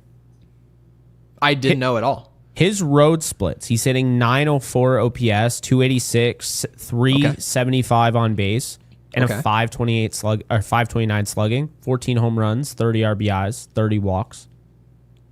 However, at home, and by the way, this is 2 more games at home. Okay. He's got 5 fewer doubles. He's got 21 fewer hits. He scored 11 fewer runs. He has 2 more walks, 4 less strikeouts, but he's hitting 206 with a 330 on base percentage, 407 slugging, 738 on base OPS. Now, he has 44 more total bases on the road. And his batting average, balls in play, is 317 on the road. It's 208 at home. That is so it can get a lot better. So it can get a lot better, technically, is what you're telling me. Absolutely. So all of his numbers are done at considered parks that are more. I think Yankee Stadium's considered, they're like 14th or 15th as far as hitters parks. But obviously, it's a little skewed because if you're a lefty, way more of an impact playing at Yankee Stadium than for any righty. So that's more overall. But playing as a lefty, it's opportunistic to play Yankee Stadium. It just is. That's the reason it was built in the first place. But having said that, if Trent Grisham hasn't really put it together at Yankee Stadium yet, and he's just been dominant on the road, well, what if that improves instead of being 205, whatever you said? It was very close to that. What if it's 230 next year at home? You're talking about a season where now you're looking at 255, 260, 270. Now, again, I'm not making the prediction that that'll happen, but the more logical thing to happen is that he has a better year next year at home. I think that's logical to say. It's interesting. It almost feels like when he's at home, he's trying to be more methodical in his approach at the plate. Whereas when he's on the road, he's just trying to mash. But when he's at home, I mean, he's walking more at home. Fewer strikeouts at home, you know. It's an interesting thing. It is. That said, I mean, still 44 more total bases, you know, on the road. But the biggest, I think it'd be a concern if he couldn't hit on the road. Yeah, we would have. I think we both agree. If it was just Europe, okay, you're at Yankee Stadium, I still probably would say, well, if we're resigning him, he does get to play half his games at Yankee Stadium. So it's maybe not that much to read into it. But having said that, if you lose him, the player you'd be replacing him with also gets that advantage. So maybe it helps offset that. But I think it's interesting. Mark with the 5 says, Will Warren, this was actually my opener. Will Warren pitch a scoreless, 0 earned run game, according to the box score, just saying. Great outing by our starter and bullpen today. Yeah, I thought overall, I mean, you're talking about absent of that grand slam, pitching staff did well today, right? An error extended the inning. You give up the grand slam, that sucks. But yeah, Will Warren was overall, when you get the bases loaded, yeah, you still can't give up a grand slam. So that's still something. But yeah, Mark, you're not wrong. So Mark, we really appreciate that. And our favorite Marlins fan ever, who's slowly but surely, I just know it, Marion is a closeted Yankees fan. She loves the Yankees. She just does not want to admit it. Says George Costanza for hitting coach. Yeah, I think we both agree, Jake, that the Yankees probably need a little bit different flavor, a little bit, just a different voice in that locker room when it comes to hitting coach, because we're just not sure. We're not sure what he's doing. We're not. I know you have no idea. No, I tried to explain it last show. Didn't have any. I was really just pedaling my feet. I didn't know. And Sebastian with the 20 bomb. Thank you, Sebastian. We really appreciate that. Appreciate you guys. Thank you for that. Also a member here. Just tuning in, but John Boy's stat from yesterday about Volpe, no position player for the Yankees has had a lower on-base percentage in a 15-day stretch. That was in 1905 by a player who played 50 innings in 3 days, summer day games. Yeah, again, this is about Volpe. Anthony Volpe doesn't get on base often. He's a really good base runner. We covered that yesterday. It would actually really help if he simplified his approach, had a more level swing, and his approach, what you see out of what we just talked about with Trent Grisham, the chase rate, and I know, Jake, you said his chase rate wasn't it wasn't dismal. It wasn't. But his swing choices still are to be desired. He swings at pitches all over the place. And it seems like he's almost trying to avoid a walk. He wants contact. He's inviting that. He doesn't need it. He's a really good base runner. Getting to first base is just as helpful to this team. So, yeah, it's an interesting stat. It's just interesting. No, I definitely agree with that. I think, I don't want to be a dead horse here with Volpe, but it's exactly that. It feels like he's allergic to walking. And so, yeah, I understand. Well, you know what I think it really is when you're in that slump, right? You feel like the best way to break out of it is do something explosive. Mm-hmm. Breaking out of a slump, you like, think about that. If your average sucks, you're in a slump, it's almost like, well, a walk's not going to help me. Like, he's trying to do something and like, it sounds selfish, but I get it. Does that make sense? That's exactly what you explained about, Nick. It's exactly what you explained about Aaron Judge. So let's not just pick on Volpe here. Yeah. It's exactly what you said about Judge. You said, and just to rehash what you said, you said he has struggles in October. Point blank period. The problem is when he gets into his October funks, he's trying to do all the damage in one swing. I want to do something on this play. This at bat, I've got to come through. He's chasing more often. He's trying to lift the ball more often. Aaron Judge doesn't have to do that. He doesn't have to do that. So even a player that's a veteran who's well paid, he's wealthy beyond belief, there's really nothing to lose at all, except for you're talking about legacy here. It's just legacy points. And yet he can fall into this type of stuff. This is a trap. Anthony Volpe, if we're being serious, the best thing he can possibly do is to just focus on being more well-rounded the rest of the way. If you're going to play, and he doesn't make the lineup, they do. He has to go out there and say, I don't need to hit some big home run at Fenway to have Yankees fans jump off my back for at least this weekend and I can breathe. Don't worry about that. Go out there and play baseball. If you play good baseball overall, field your position, find a way to get to first base, run the bases hard, run smart. No one's going to complain about Anthony Volpe. And we'll start to notice, Jake, as time goes on. Oh, wow, 10, 11, 12 days have gone by, and Volpe isn't hitting home runs. It's nothing sexy, but it's still good baseball overall. We would notice. I love that you said that and brought that up and put that in a way that you did, because the way I see it is this. It's like, what's the best way to build a bankroll if you're a sports bettor? It's not fun. I get it. It can be big tedious. Parlay. No, it's not the big I'm parlay. Just kidding. It's not. No. It is going with those singles, right? You're going to hit some singles. Yeah. And when you hit some singles, you can build up your bankroll, and now your minimum goes up, right? That's how you do it. You don't just go in and like, I'm just going to go with an 8-leg parlay every time. You're not that's no different than what Volpe's doing. If you're constantly going for the home run, it's like betting on an 8-leg parlay every time, and you're wondering, oh, I never win anything. Well, yeah, because you're taking something that is so improbable, and you're like, yeah, let's just do this every single time. No wonder why you don't have a bankroll. And so I think this is funny. I'm going to throw a name out there that you haven't heard his name in a minute. But he's actually doing very well right now. Who's that?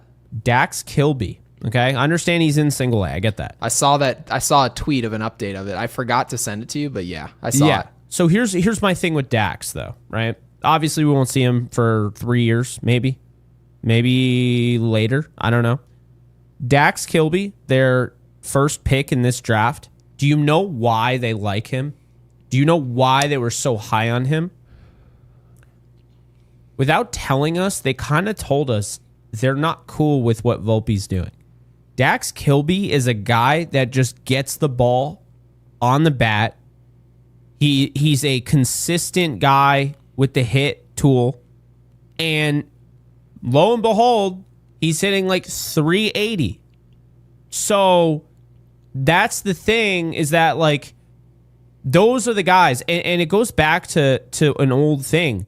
Back in the day, shortstops weren't home run hitters.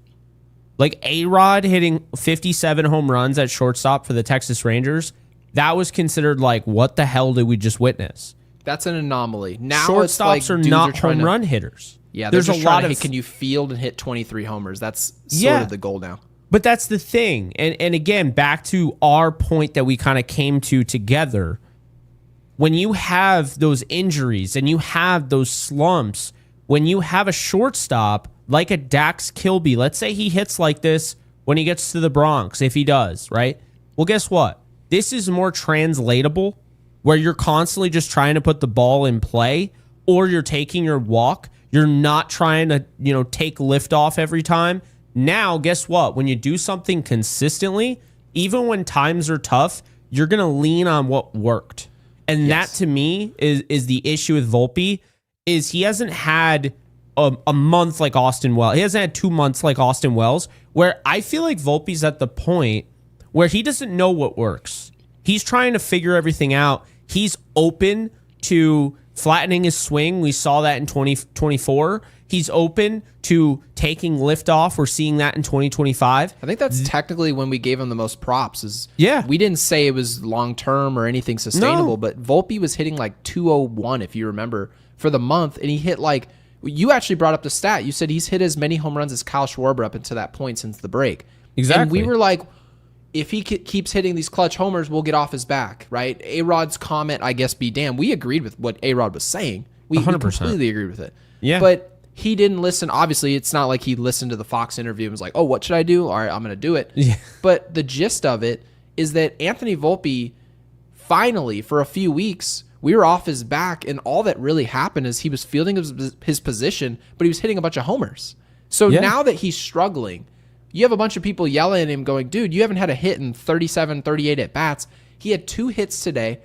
Maybe, Jake, he sees that he could just get on base. He did that today. He didn't have to hit a homer.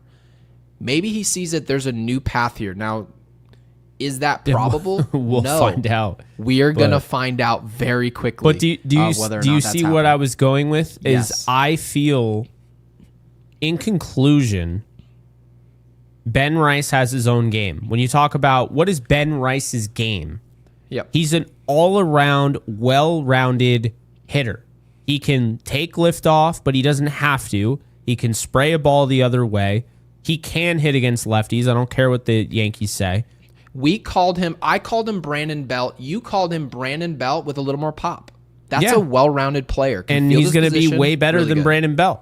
And we liked, he will be. We liked the idea. If he's Brandon Belt, that's good, right? Awesome. But he's going to be way better from the looks of it.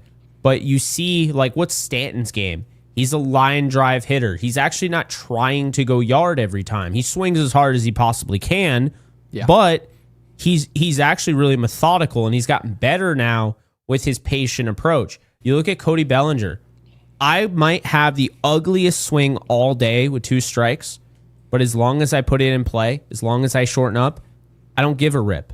Trent Grisham, I'm the leadoff hitter. I'm not swinging unless it is a clear advantage for my team.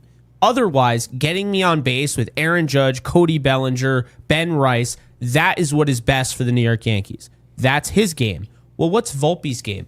Volpe couldn't even tell you. He doesn't know. He's either swinging for the fences in 2025, he has his flat swing in 2024, and I don't even know what to call 2023. What would he even say to us right now? If he was sitting here on this podcast, he'd be like, I'm just kind of all over the place. Obviously, if it was public, he wouldn't say that. He'd be like, I'm just an all-around player. That's what I'm trying to do. But really, just being honest, you're absolutely right. He doesn't have an A plan. Like, what is What is Grisham trying to do? I'm trying to hit hard line drives or homers on mistake pitches, and anything outside the zone, I'm taking it. I'll go to first base. That's my approach. That approach works more times than not.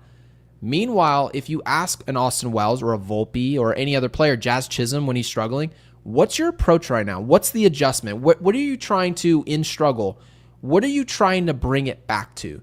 And there are 3 or 4 players on a roster who don't have an answer to that question. And they're never going to be asked that question because they tell us the New York media is super tough. It's not.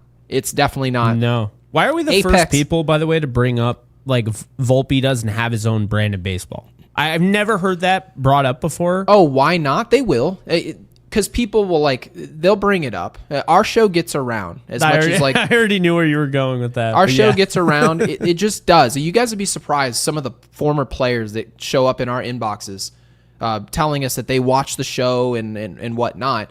Guys, it's a small world. I promise you, it's going to get there. They're going to talk about what's your game plan. Don't tell me you're trying to play better baseball. That's just a broad answer that doesn't doesn't lead to anywhere. I know you're trying to play good baseball.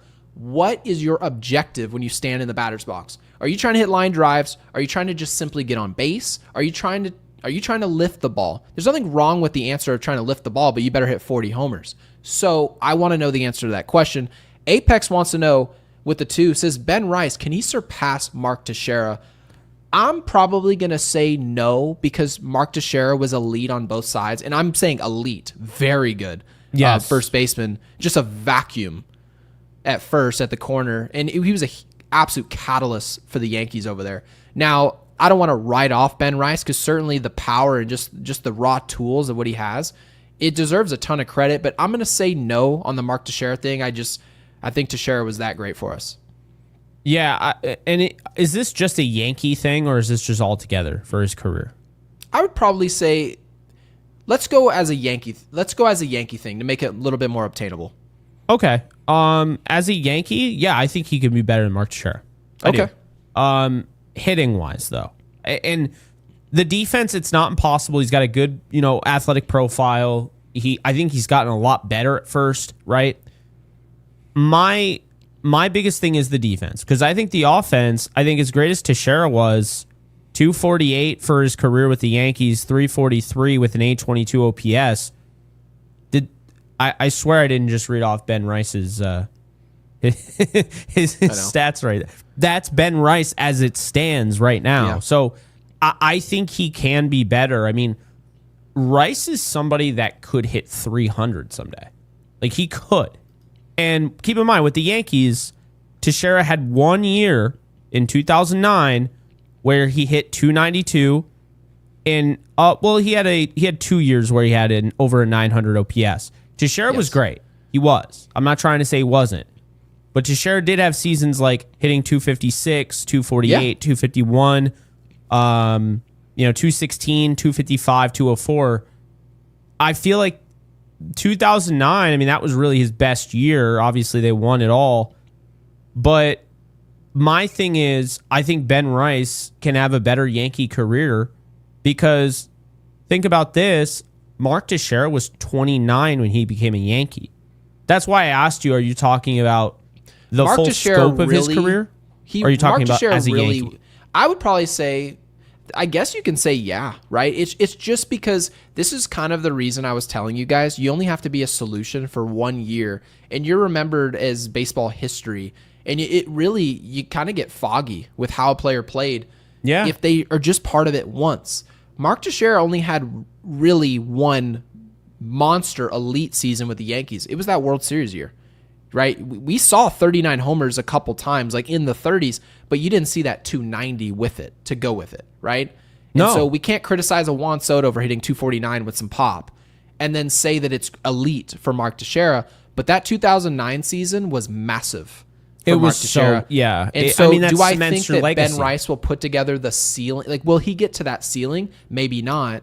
But if you average out and you're giving me 260, 275, 280 with pop and you're fielding your position, maybe you average that for a while and the totality of it ends up being better than what Teixeira did. So I'll give him some credit there. I'll leave the door open and I'll crack it. But yeah, if you're looking for what he was doing with the teams previous, yeah, we're probably not getting that player. No, that's a good I mean, player right there. He was hitting over 300 every year, or most of the years, and many Gold Gloves. I mean, we're talking about how many Gold Gloves do you have? 5. Yeah, Silver Slugger, 3-time Silver Slugger. Like, again, I hope I didn't just totally dim down Mark Teixeira. He was so important. You definitely did, and I think it's fair. The 240s, 250 seasons with 30 home runs, that you can't just be like, oh, that's absolutely elite. If that's I was going to dim him down, I would just say he was not good in the postseason. Yeah, because he wasn't. I mean, 2009 he had a 593 OPS.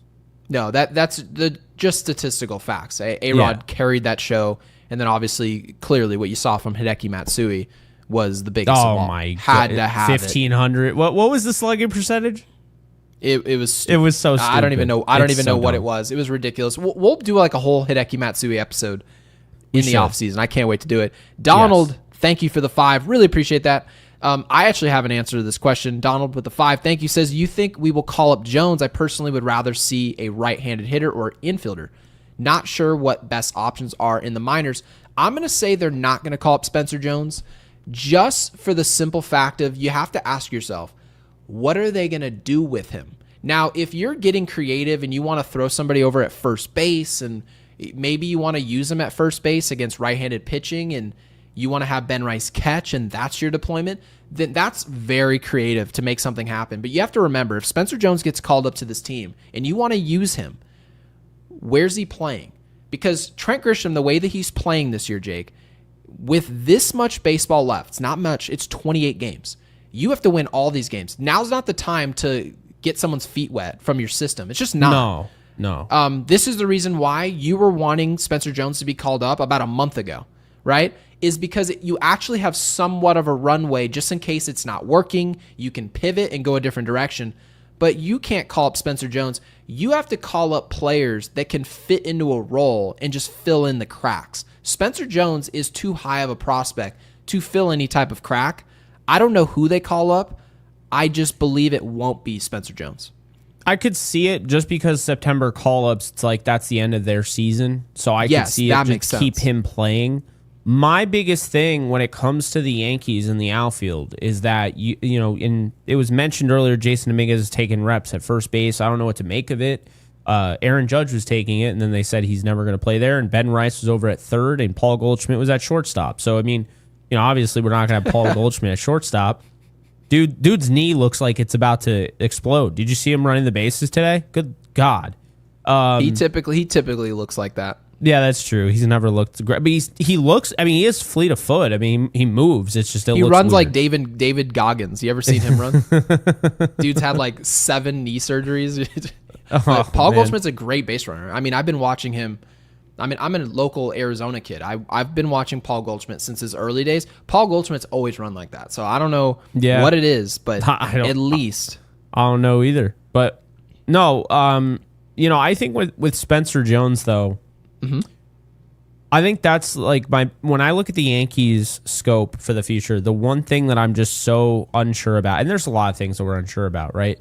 The one thing I'm so like confused with the direction we're going in, where does Jason Dominguez fit in all this? Because it just doesn't feel like they've been willing to phase him out. Yes, he's fallen back, but the point being is when Stanton starts playing, he's a DH again. You think Stan's going to play every day? No, he's not. They're going to DH Dominguez at times. They're going to put Dominguez in the outfield, give Judge a DH. They're going to mix it up. They've shown you that they're not pushing Dominguez out the door. I'm not even saying I want them to, but Gary, if you sign Bellinger and you sign Grisham, you have now invested in those guys. So it doesn't really matter at that point that Jason Dominguez is 22. It doesn't matter at that point that Spencer Jones is 24, 25. You've invested in those two guys, and then the other outfielder is Aaron Judge. You see what I'm saying? So, there's not even a spot for Spencer Jones. Jake, okay. Let alone Jason Dominguez. No, I agree with you. It's a valid point to bring up.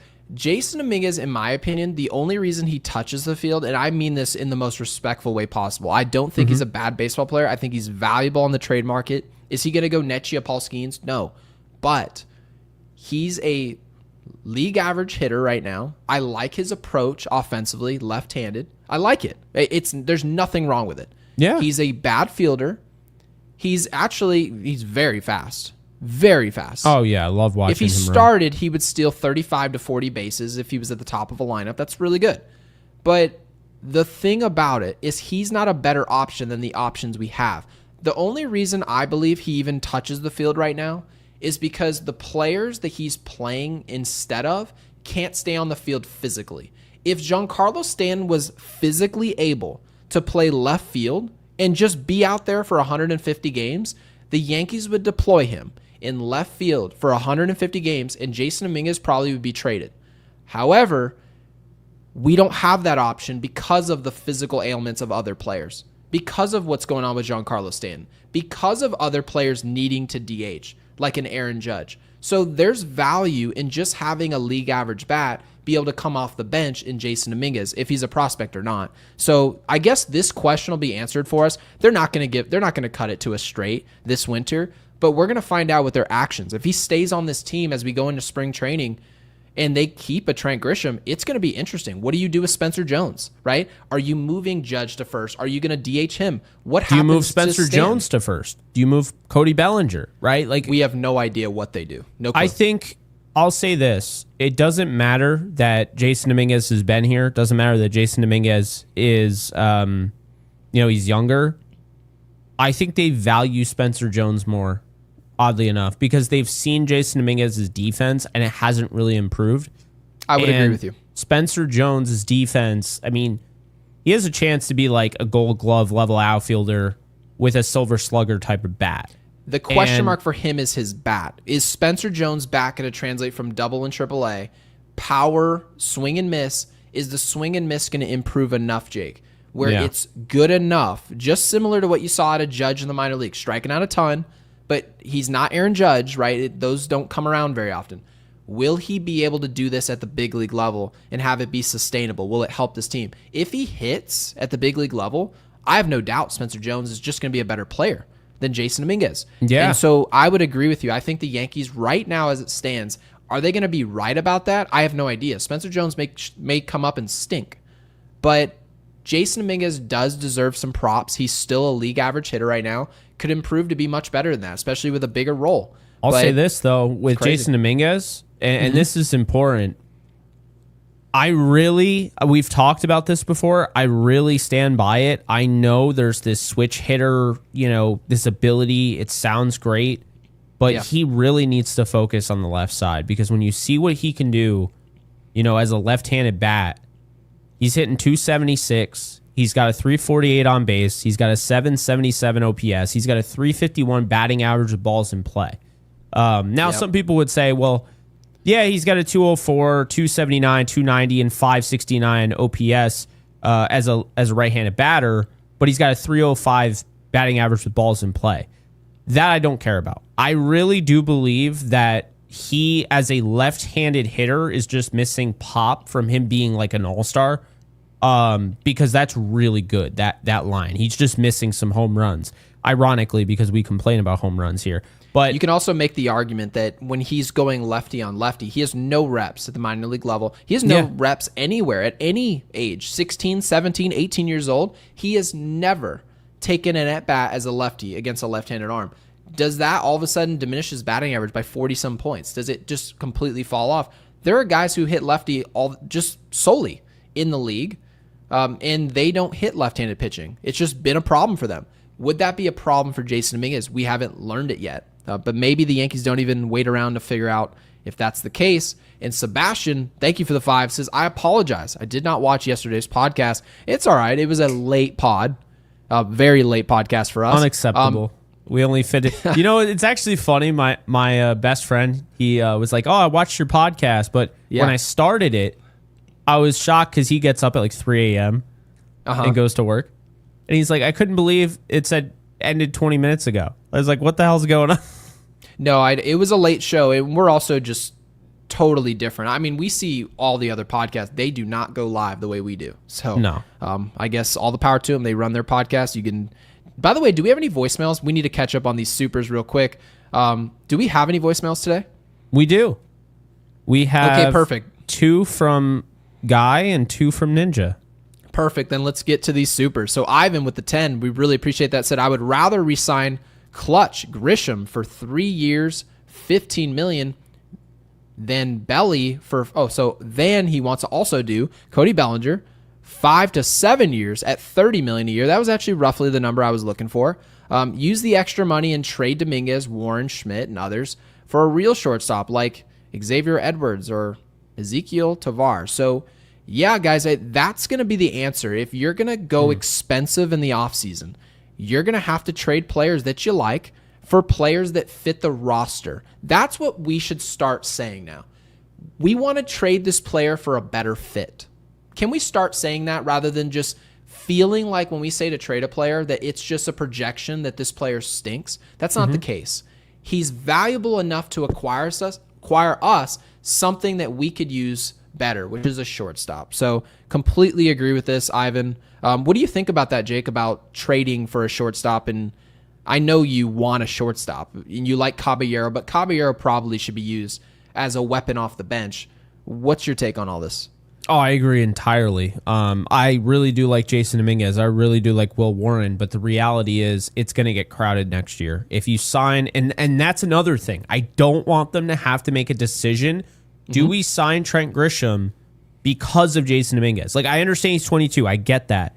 But you are really running the risk of missing out on a really good fit. He's only 28 years old. People don't realize that. They look at him, they assume he's 35. He was 35, it's different. But Sorry, Trent Grisham is a fit in New York. And Cody Bellinger is a fit in New York. And obviously Aaron Judge, right? So your outfield is stacked. But what you can do is Cody Bellinger can play left. He can play first base. Then you can have Ben Rice, a catcher. You can mix and match. That allows Spencer Jones to get in there. But essentially you have to decide Spencer Jones, who's never played in the MLB before, also a left-hand bat, not a switch hitter, but really good glove, potentially elite glove, can steal bases, can hit for power, the power that Jason Dominguez actually looked like he was teasing, when he first came up. Or you go with Jason Dominguez, who you've seen. He is not a good fielder, one of the worst fielders in baseball. He's younger, so there's a chance that he could get better, but, there's that. And he's more of a contact bat. He doesn't strike out as much, but you don't get the pop. I don't think the decision is as simple as Spencer Jones is better, Jason Dominguez is better. Jason Dominguez plays in the MLB right now, Spencer Jones doesn't. I don't think it's simple at all. The Yankees are really going to have some tough internal discussions to figure this out, because it's like what we talked about, man. At the deadline when they got Caballero, they got Slater, right? They got Rosario. These are guys to be on your bench. What you don't want, and it's not a good problem to have, if this season was ever evidence for it, is to have a stacked outfield of Bellinger, Judge, and Grisham next year. And then have Jason Dominguez and Spencer Jones on your bench. Just absolute nightmare scenario. They'll tell us, isn't it great? You've got all this talent, and then Spencer Jones will have taken 124 at-bats by the deadline, and people will be like, well, why is he even here if we won't play him? And then some people will say, well, he's not playing well. Then others will say, well, how could he play well? He's only had 124 at-bats. And you rinse and repeat. Make a decision, shit or get off the pot. So totally that's just what it is. Apex says Jerry Jones or Brian Cashman. Easily Brian Cashman. Easily. Yeah. Jerry Jones is the worst anything I've ever seen. Jerry Jones. That used to be a flex. Yeah, and I'm sure, I don't know. I'm not even going to project the type of person he is. Just terrible at what he does. John Kirk with a 5 says AL current playoff team winning percentage against each other. Toronto 611, Detroit 560, Boston 514, Houston 500, Seattle 441. Wow. And the New York Yankees sitting at the bottom at 375. So it's a little skewed because it's all against Boston for the most part, but no, I'm messing. Yeah. Which, so we, as Jake said, we should be trying to avoid Boston. So, John Kirk, we really appreciate that. Thank you for getting involved in the podcast. Apex with a 2 says Yarby will pitch game 4. Yankees don't trust rookies. That's a I don't huge think he mistake. will. No, I don't either. I think it's a big mistake to not trust Cam Schloeder. I'll leave I it agree. there. Will Warren at home, I think he still can impress you guys. I do. Will I be right about it? Maybe not. And if I'm wrong, I'll say it on the podcast. I trust him at home in a big game. On the road, I have a problem. Cam Schlittler, I think, will be fine. And we also have a new member. B3. Yeah, B3. Welcome aboard. Welcome for Yankees Unloaded membership. Thank you for being here. We really appreciate it. You. Field level. Thank you, B3. Welcome aboard. And Scott Ross, our last super chat with the 5, the GOAT, says, based on Grisham's play and the fact that we won a pennant, can we argue the Yankees actually won the Soto trade? I thought we won the Soto trade regardless. We made a trade. We made it to the World Series. I had the exact same argument about the Aroldis Chapman Gleyber Torres trade. People think that the Yankees won that trade because they got 6-7 years of Gleyber Torres, 5, 6, 7 years of Torres. You didn't win that trade. The Cubs received a player and they won the World Series. We made that trade to go somewhere we haven't gone in 15 years, which was a World Series. Scott, I think we did win the trade. Now, would I love to have Michael King on the team? Yeah, of course I would. But if Michael King was on our team and we had no Soto in 2024, do we make it to the World Series? No, absolutely we don't. So the Yankees won the trade. The Yankees won the trade. And yeah, it sucks that we lost Soto in free agency, but the reality is the trade served its purpose. I mean, the thing is, too, like, aside from Michael King, who was really received from this? Because, I mean, yes. Michael King has had, and this is important, okay? I understand Michael King is great. Like, we love Michael King. At the same time, Michael King, I think Soto would be better. That basically cancels that out. Nobody else was really, I mean, what's his face? They traded him for Cease, right? You could argue, okay, like if we're going to do that, then that worked out for them. But Michael King, as great as he was last year, that's canceled out by Juan Soto. This year, as great as he's been, he's only started 11 games compared to 30 last year. So now I would argue that Trent Grisham has canceled him out this year. Trent Grisham is the most valuable player from that trade between the two teams that are still on the teams. Well, also, I mean, I haven't really looked. You said Juan Soto, what's his average now? I think it's like 249, if I'm not mistaken. He's got to be, okay, I would still take Juan Soto over Trent Grisham. Well, of course. Of course. But at the same time, I mean, the fact Trent Grisham is doing what he's doing right now is absolutely but insane. there's so much in between that nobody talks about. Of course, we'd rather have Juan Soto on the team than Trent Grisham. But also, it's Juan Soto making $50-some million. Now, technically, it's not our money and we don't care, but it is your money because if you pay Juan Soto $52 million a year, the Yankees run a tight ship with a budget. That means no Cody Bellinger. So what does the Yankees outfield look like then? What happens if Jason Dominguez is an every single day player, but you don't have Cody Bellinger in existence? Where are the Yankees today? I'm not sure where they are. I'm not even going to try to give you guys a guess as to where they are. But everything changes. We don't get Max Fried.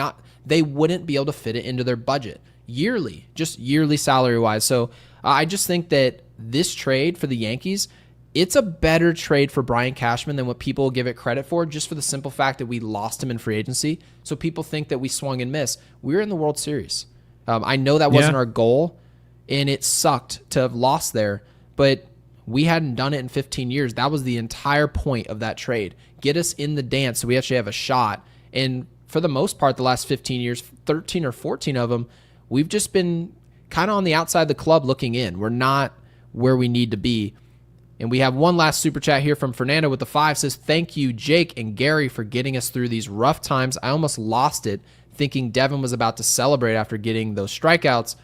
And he did strike out the side. And I'm happy for Devin. I'm happy for Devin Williams. It's been a rough season for him. And yet, instead of bitching, moaning, complaining like some other people have in the past, he's just going out there. He's never once put any blame on anybody but himself.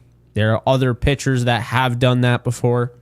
I think Devin Williams is easy to root for. You know, I mean, look, he struggled, but I think there's been a lot of kind of negative stuff towards him, and I get that because the beard thing and, him laughing, in the dugout when they were losing. Like, okay, but I don't know. I think he wants this to work out. I think he does want to be a Yankee, and he's never once complained about being moved out of, the ninth role. So I think this is a guy that might get a little bit more hate than maybe he deserves. And when I say hate, I'm not talking about criticism.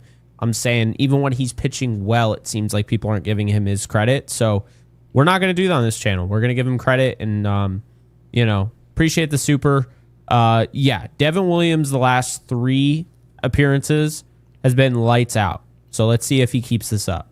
Yeah, we'll see. It's only going to matter, really, what he does in those big series. And there's actually a few of them. It's not just the Boston series. Houston will be a big opportunity for him. So let's see what he does. He's going to find himself. I know you guys think, oh, no, we'll just simply go to, it won't be Duvall, but we'll just simply go to some other option. We'll go here, go there. I promise you, in these big series where Aaron Boone has shown us, I'll go to my bullpen the second I can. Devin Williams, whether they like it or not, is going to find his way into a big game, in a big situation. And it's whether or not it comes through. And maybe it's not my choice. Maybe not. But it is what it is. And we'll cover it then. We'll see in hindsight how it goes. Let's get to those voicemails, though, for the Diamond Club. Yeah, absolutely. I think the biggest thing with Devin Williams for me is that, as long as I continue to see him improving on, because people are going to say we're flip-flopping. The reality is we just got new information. Devin Williams has been insane the last 3 appearances. If he starts struggling again, I had the same energy as you did. He needed to be DFA'd. But guess what? He's come back. He's bounced back. We'll see what ends up happening. All right, Ninja Hot Dog here for the first one. Let it fly. All right, the game is still happening, so this may not age well. But how can we not hold a 4-run lead against the White Sox? Of all teams, the White Sox. And we have crap pitchers coming in, giving up home runs to whoever touches the ball. Volpe is still making errors. The commentators were glazing him so hard. Oh, he should be ruled a hit. No, it shouldn't. The guy dropped the ball, and he is still dropping balls. He has to make up for the error by committing one of his own, and probably 3 more. Worst team in the MLB, fire Baboon.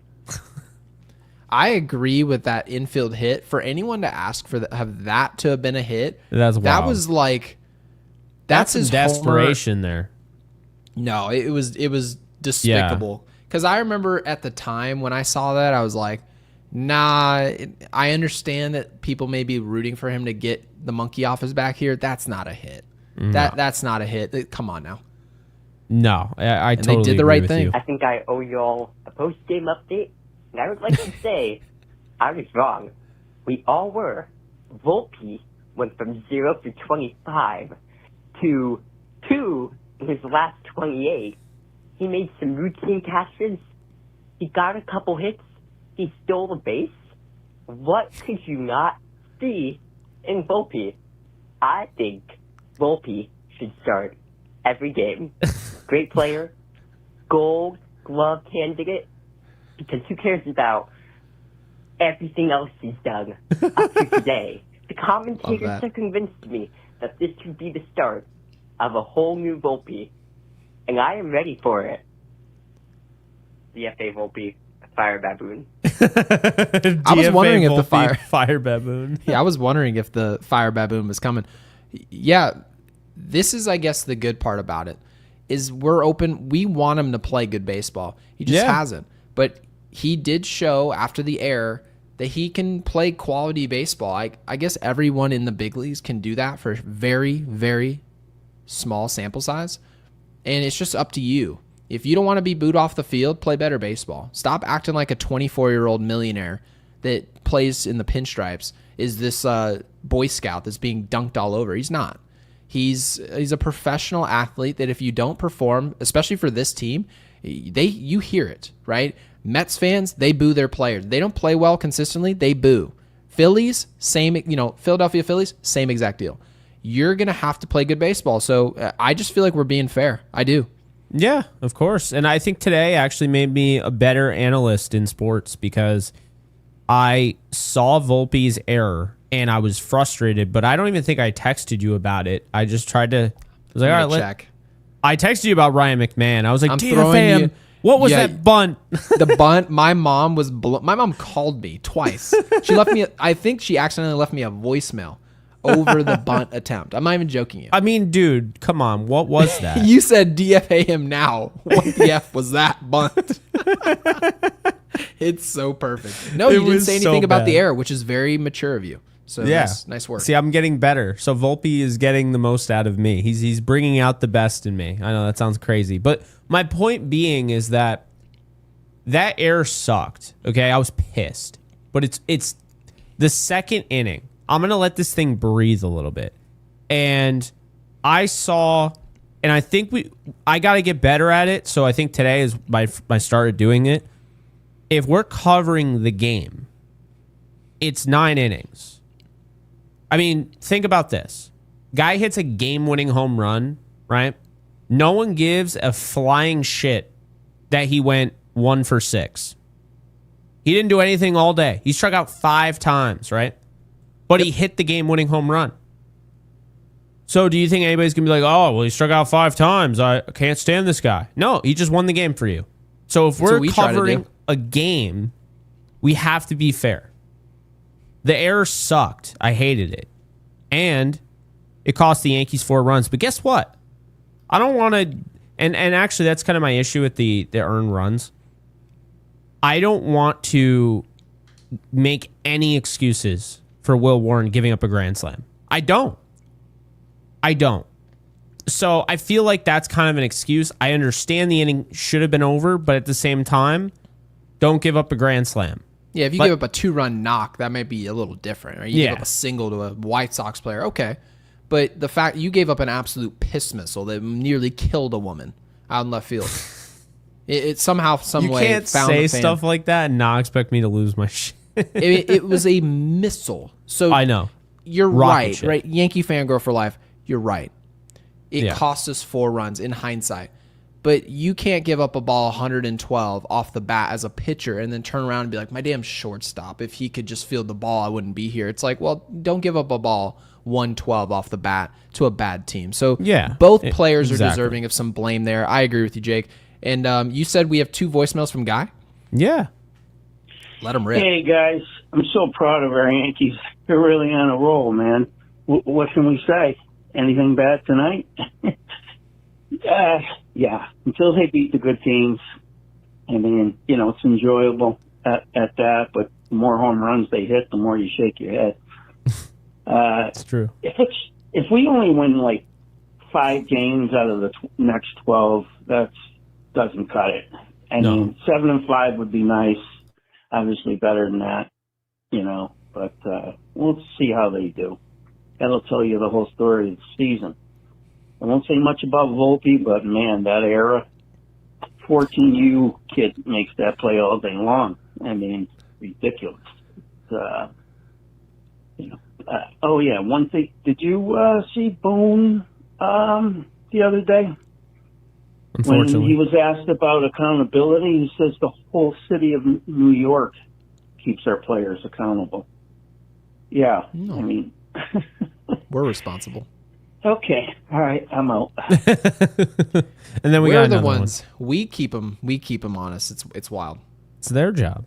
Yep. Oh, I forgot. I wanted to mention something about Rice. Did you notice him catching behind the plate tonight?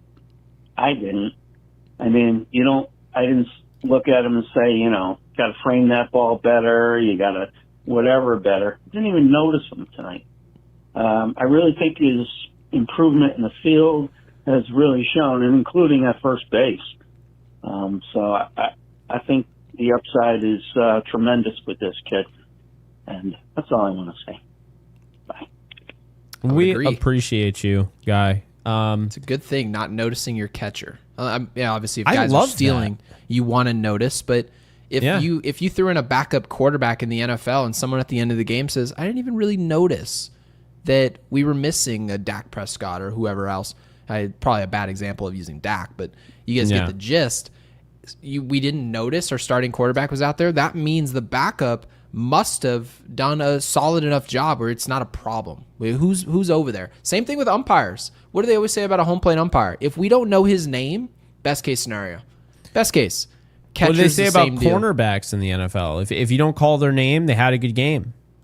Yeah. You shouldn't hear anything. If you hear a cornerback's name all What day. about this? Yep. No fly zone. Gave up 200 yards and 3 tutties. But It's always that dude. I swear to God. not in my house. No, Or the but- whole. Right. Guy, you're absolutely right. We didn't notice him back there. Now, you're not going to be tested in this series, to be fair. Just to dial it back a smidgen. But I want to give him the credit. The framing wasn't a problem. The other day it was. We talked about it. He just couldn't catch anything, as Jake put it. Couldn't catch anything. He threw a ball from his knees. It practically went to the outfield wall. It wasn't good. But we also have to notice the days where he's behind the plate. It's the most difficult assignment he could get defensively.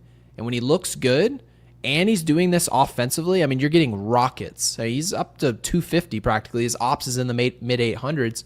Ben Rice as a catcher giving us this type of production makes the Yankees a lot better. And it's no wonder that we're starting to win some games and Ben Rice has his fingerprints all over it. It's kind of funny, right? Because, I mean, being a catcher is almost like being a goalie. And in a way, Ben Rice being a catcher when he's not... I mean, I know that's what he came up as, but he's been a first baseman, DH, whatever. That's like your goalie being really good at playing the wing or center or a defenseman. And the fact that you can play two means now I can have my backup goalie in there. I can give him a day because goalies can't play every day. They just can't. It is way too demanding. And catchers can't play every day, right? It's way too demanding. So it actually works out perfectly. Ben Rice can be the starting catcher of this team for the future, which would open up the door for playing, 4 outfielders in the field. Of course, having Bellinger at first or Judge at first. But it also doesn't have to be, well, it also wouldn't be every single day. And so I think that actually works. And That helps a lot. yeah, no, it does help a lot. Also, shout out Big G with that defensive play. You see that? Big G? Giancarlo Stanton. No, I didn't even see the play.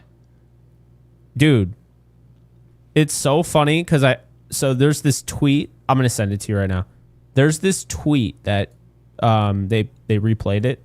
Mm-hmm. And obviously, it wasn't like the greatest thing I've ever seen. But Stanton has a hard time in the outfield. You can tell he's not running very hard. Right.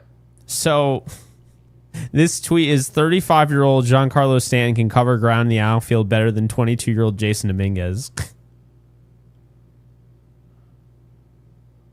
And he's cracking up. Well, I mean, that's just true. Isn't that just true? I mean, Jason Dominguez is one of the best athletes on the team, if not the. And he doesn't look athletic in the outfield. So we're not going to use this as an opportunity, but it's funny. Yeah, it is funny. And it's true. It's funnier that he was cracking up. If Giancarlo Stanton physically could be out there, he's a better outfielder. He's a better outfielder. He was actually a good outfielder, if people remember correctly. He was a good outfielder in Miami. Marion would be able to hop in here and vouch for exactly what I'm saying. He's a good outfielder. Very good. So we were expecting him to play every day in right field, and obviously due to physical ailments, he hasn't been able to. And by the way, guys, as we're starting to wrap up this show, I want to let you know we are now 50 subscribers away from 10K, 10,000 subs. Really appreciate you guys obviously dropping that in the comments. We're very close. I think I couldn't remember who said it in the comments, but they're like, man, this final stretch of the 10K is just agonizing. Yeah, we totally agree. We want to get it. We want to get it over with. And yeah, we're not. And I'd probably assume whoever wins this jersey, my choice, it's now set in stone. I know I said Cody Bellinger, and I'd still love his jersey. I'm going to go with Ben Rice. There's very low risk. He's going to be on the team more than likely. I'm going with a Ben Rice jersey. If I had ever won this jersey, I'd probably say. Yeah, I have a 22 that I got for Soto, but the great thing about the Yankees is I can just say it's a Ben Rice jersey now. So. That 11 jersey, and there's a reason I turned it around. I could just say it's my dad's jersey or Brett Gardner's, right? I could say there's whatever I Nike. want. There's a Nike sign on it though. The only one that ever wore a Nike sign with the So should 11. I peel it? I could peel it. Oh, okay. No more Nike sponsorship. Nope. No, I'm kidding. Nike but- can beat rock. We're not getting a Nike sponsorship anyway. I'll get rid of it. I don't care. So that's a So great funny. point, though. I can't wear that and say it's my dad's because of the Nike. Yeah. It's a problem. So what do we want them to throw in the comment section for this one? Because Oh, you shouldn't have asked me because I know what I want them to put in the comment it's section. too late. What's up? No seed oils. Oh, okay. I'm with it. We're going I think avocado your oil mom soon. will appreciate. Yes, avocado oils are great. Yeah, we're going with some avocado oil. My wife just walked up to me today and was like, "Oh, do you want to go get some organic stuff?" I was like, "No, no, I don't. Just let's get I'm the proud of your avocado wife. oil." Yeah. Yeah. She's trying to make everything taste like nothing. I don't want everything Oh, to taste stop like it! sand. Stop! Oh, stop it! There's. Here's the thing for you. I just went to McDonald's today and got Oh a my goodness! double bacon quarter pounder with a 10-piece nugget and a large fry and a large soda and destroyed it. I was sick for like 2 hours. I was watching the Yankee game. Of and I was course just you sick. were. It's awful for unreal. you. Oh, The is it? hydrogenated Of vegetable course it oil is. and all that stuff. So this is what I would say. Okay. Price was right. This is how easy it is. You get chicken wings, right? You cut the tips off because no one likes the tips. So you get the chicken wings, right? What you do is you take, I mean, you can take coconut flour, you could take almond flour, you toss in almond flour, you toss in coconut flour, right? You put them in the air fryer. They are incredible, bruh. They are incredible. I mean, I believe you, but it also requires me to do work. But I mean, obviously, as I'm getting a little bit, I'm not just like, hey, dude, I'm I not couldn't boil making it- water last year, and now look at me. So Yeah. you could do it. no, I mean, I know I can do it. I just don't Yeah. like cooking. But I want to throw this up on the screen. It'll be up there for a second. Alex says jersey giveaway at 10K is cool, but it's cool and all, but Angel Reese 1 giveaway is where it's at. Oof. Yeah. I'm curious how much they're charging for those bad boys. Who knows? Who knows? So yeah. Who knows? Tell Gary to stop eating McDonald's in the comment section and drop no seed oils. No seed oils. Subscribe. We're 50 away from the 10K giveaway, and then we'll announce exactly how we're doing it. So it's just as transparent as possible. Good luck, everyone. We hope you win, but obviously we'll see what statistics say about that. Seed oils, and like this video. No seed oils and like Oh, this yeah. video. Oh, yeah. No seed oils. Sorry. Yeah. Like this You video. tried. You tried I to did. slide that in there. Bad I'm sorry. stuff. I really No seed didn't. oils. Yeah. No seed oils.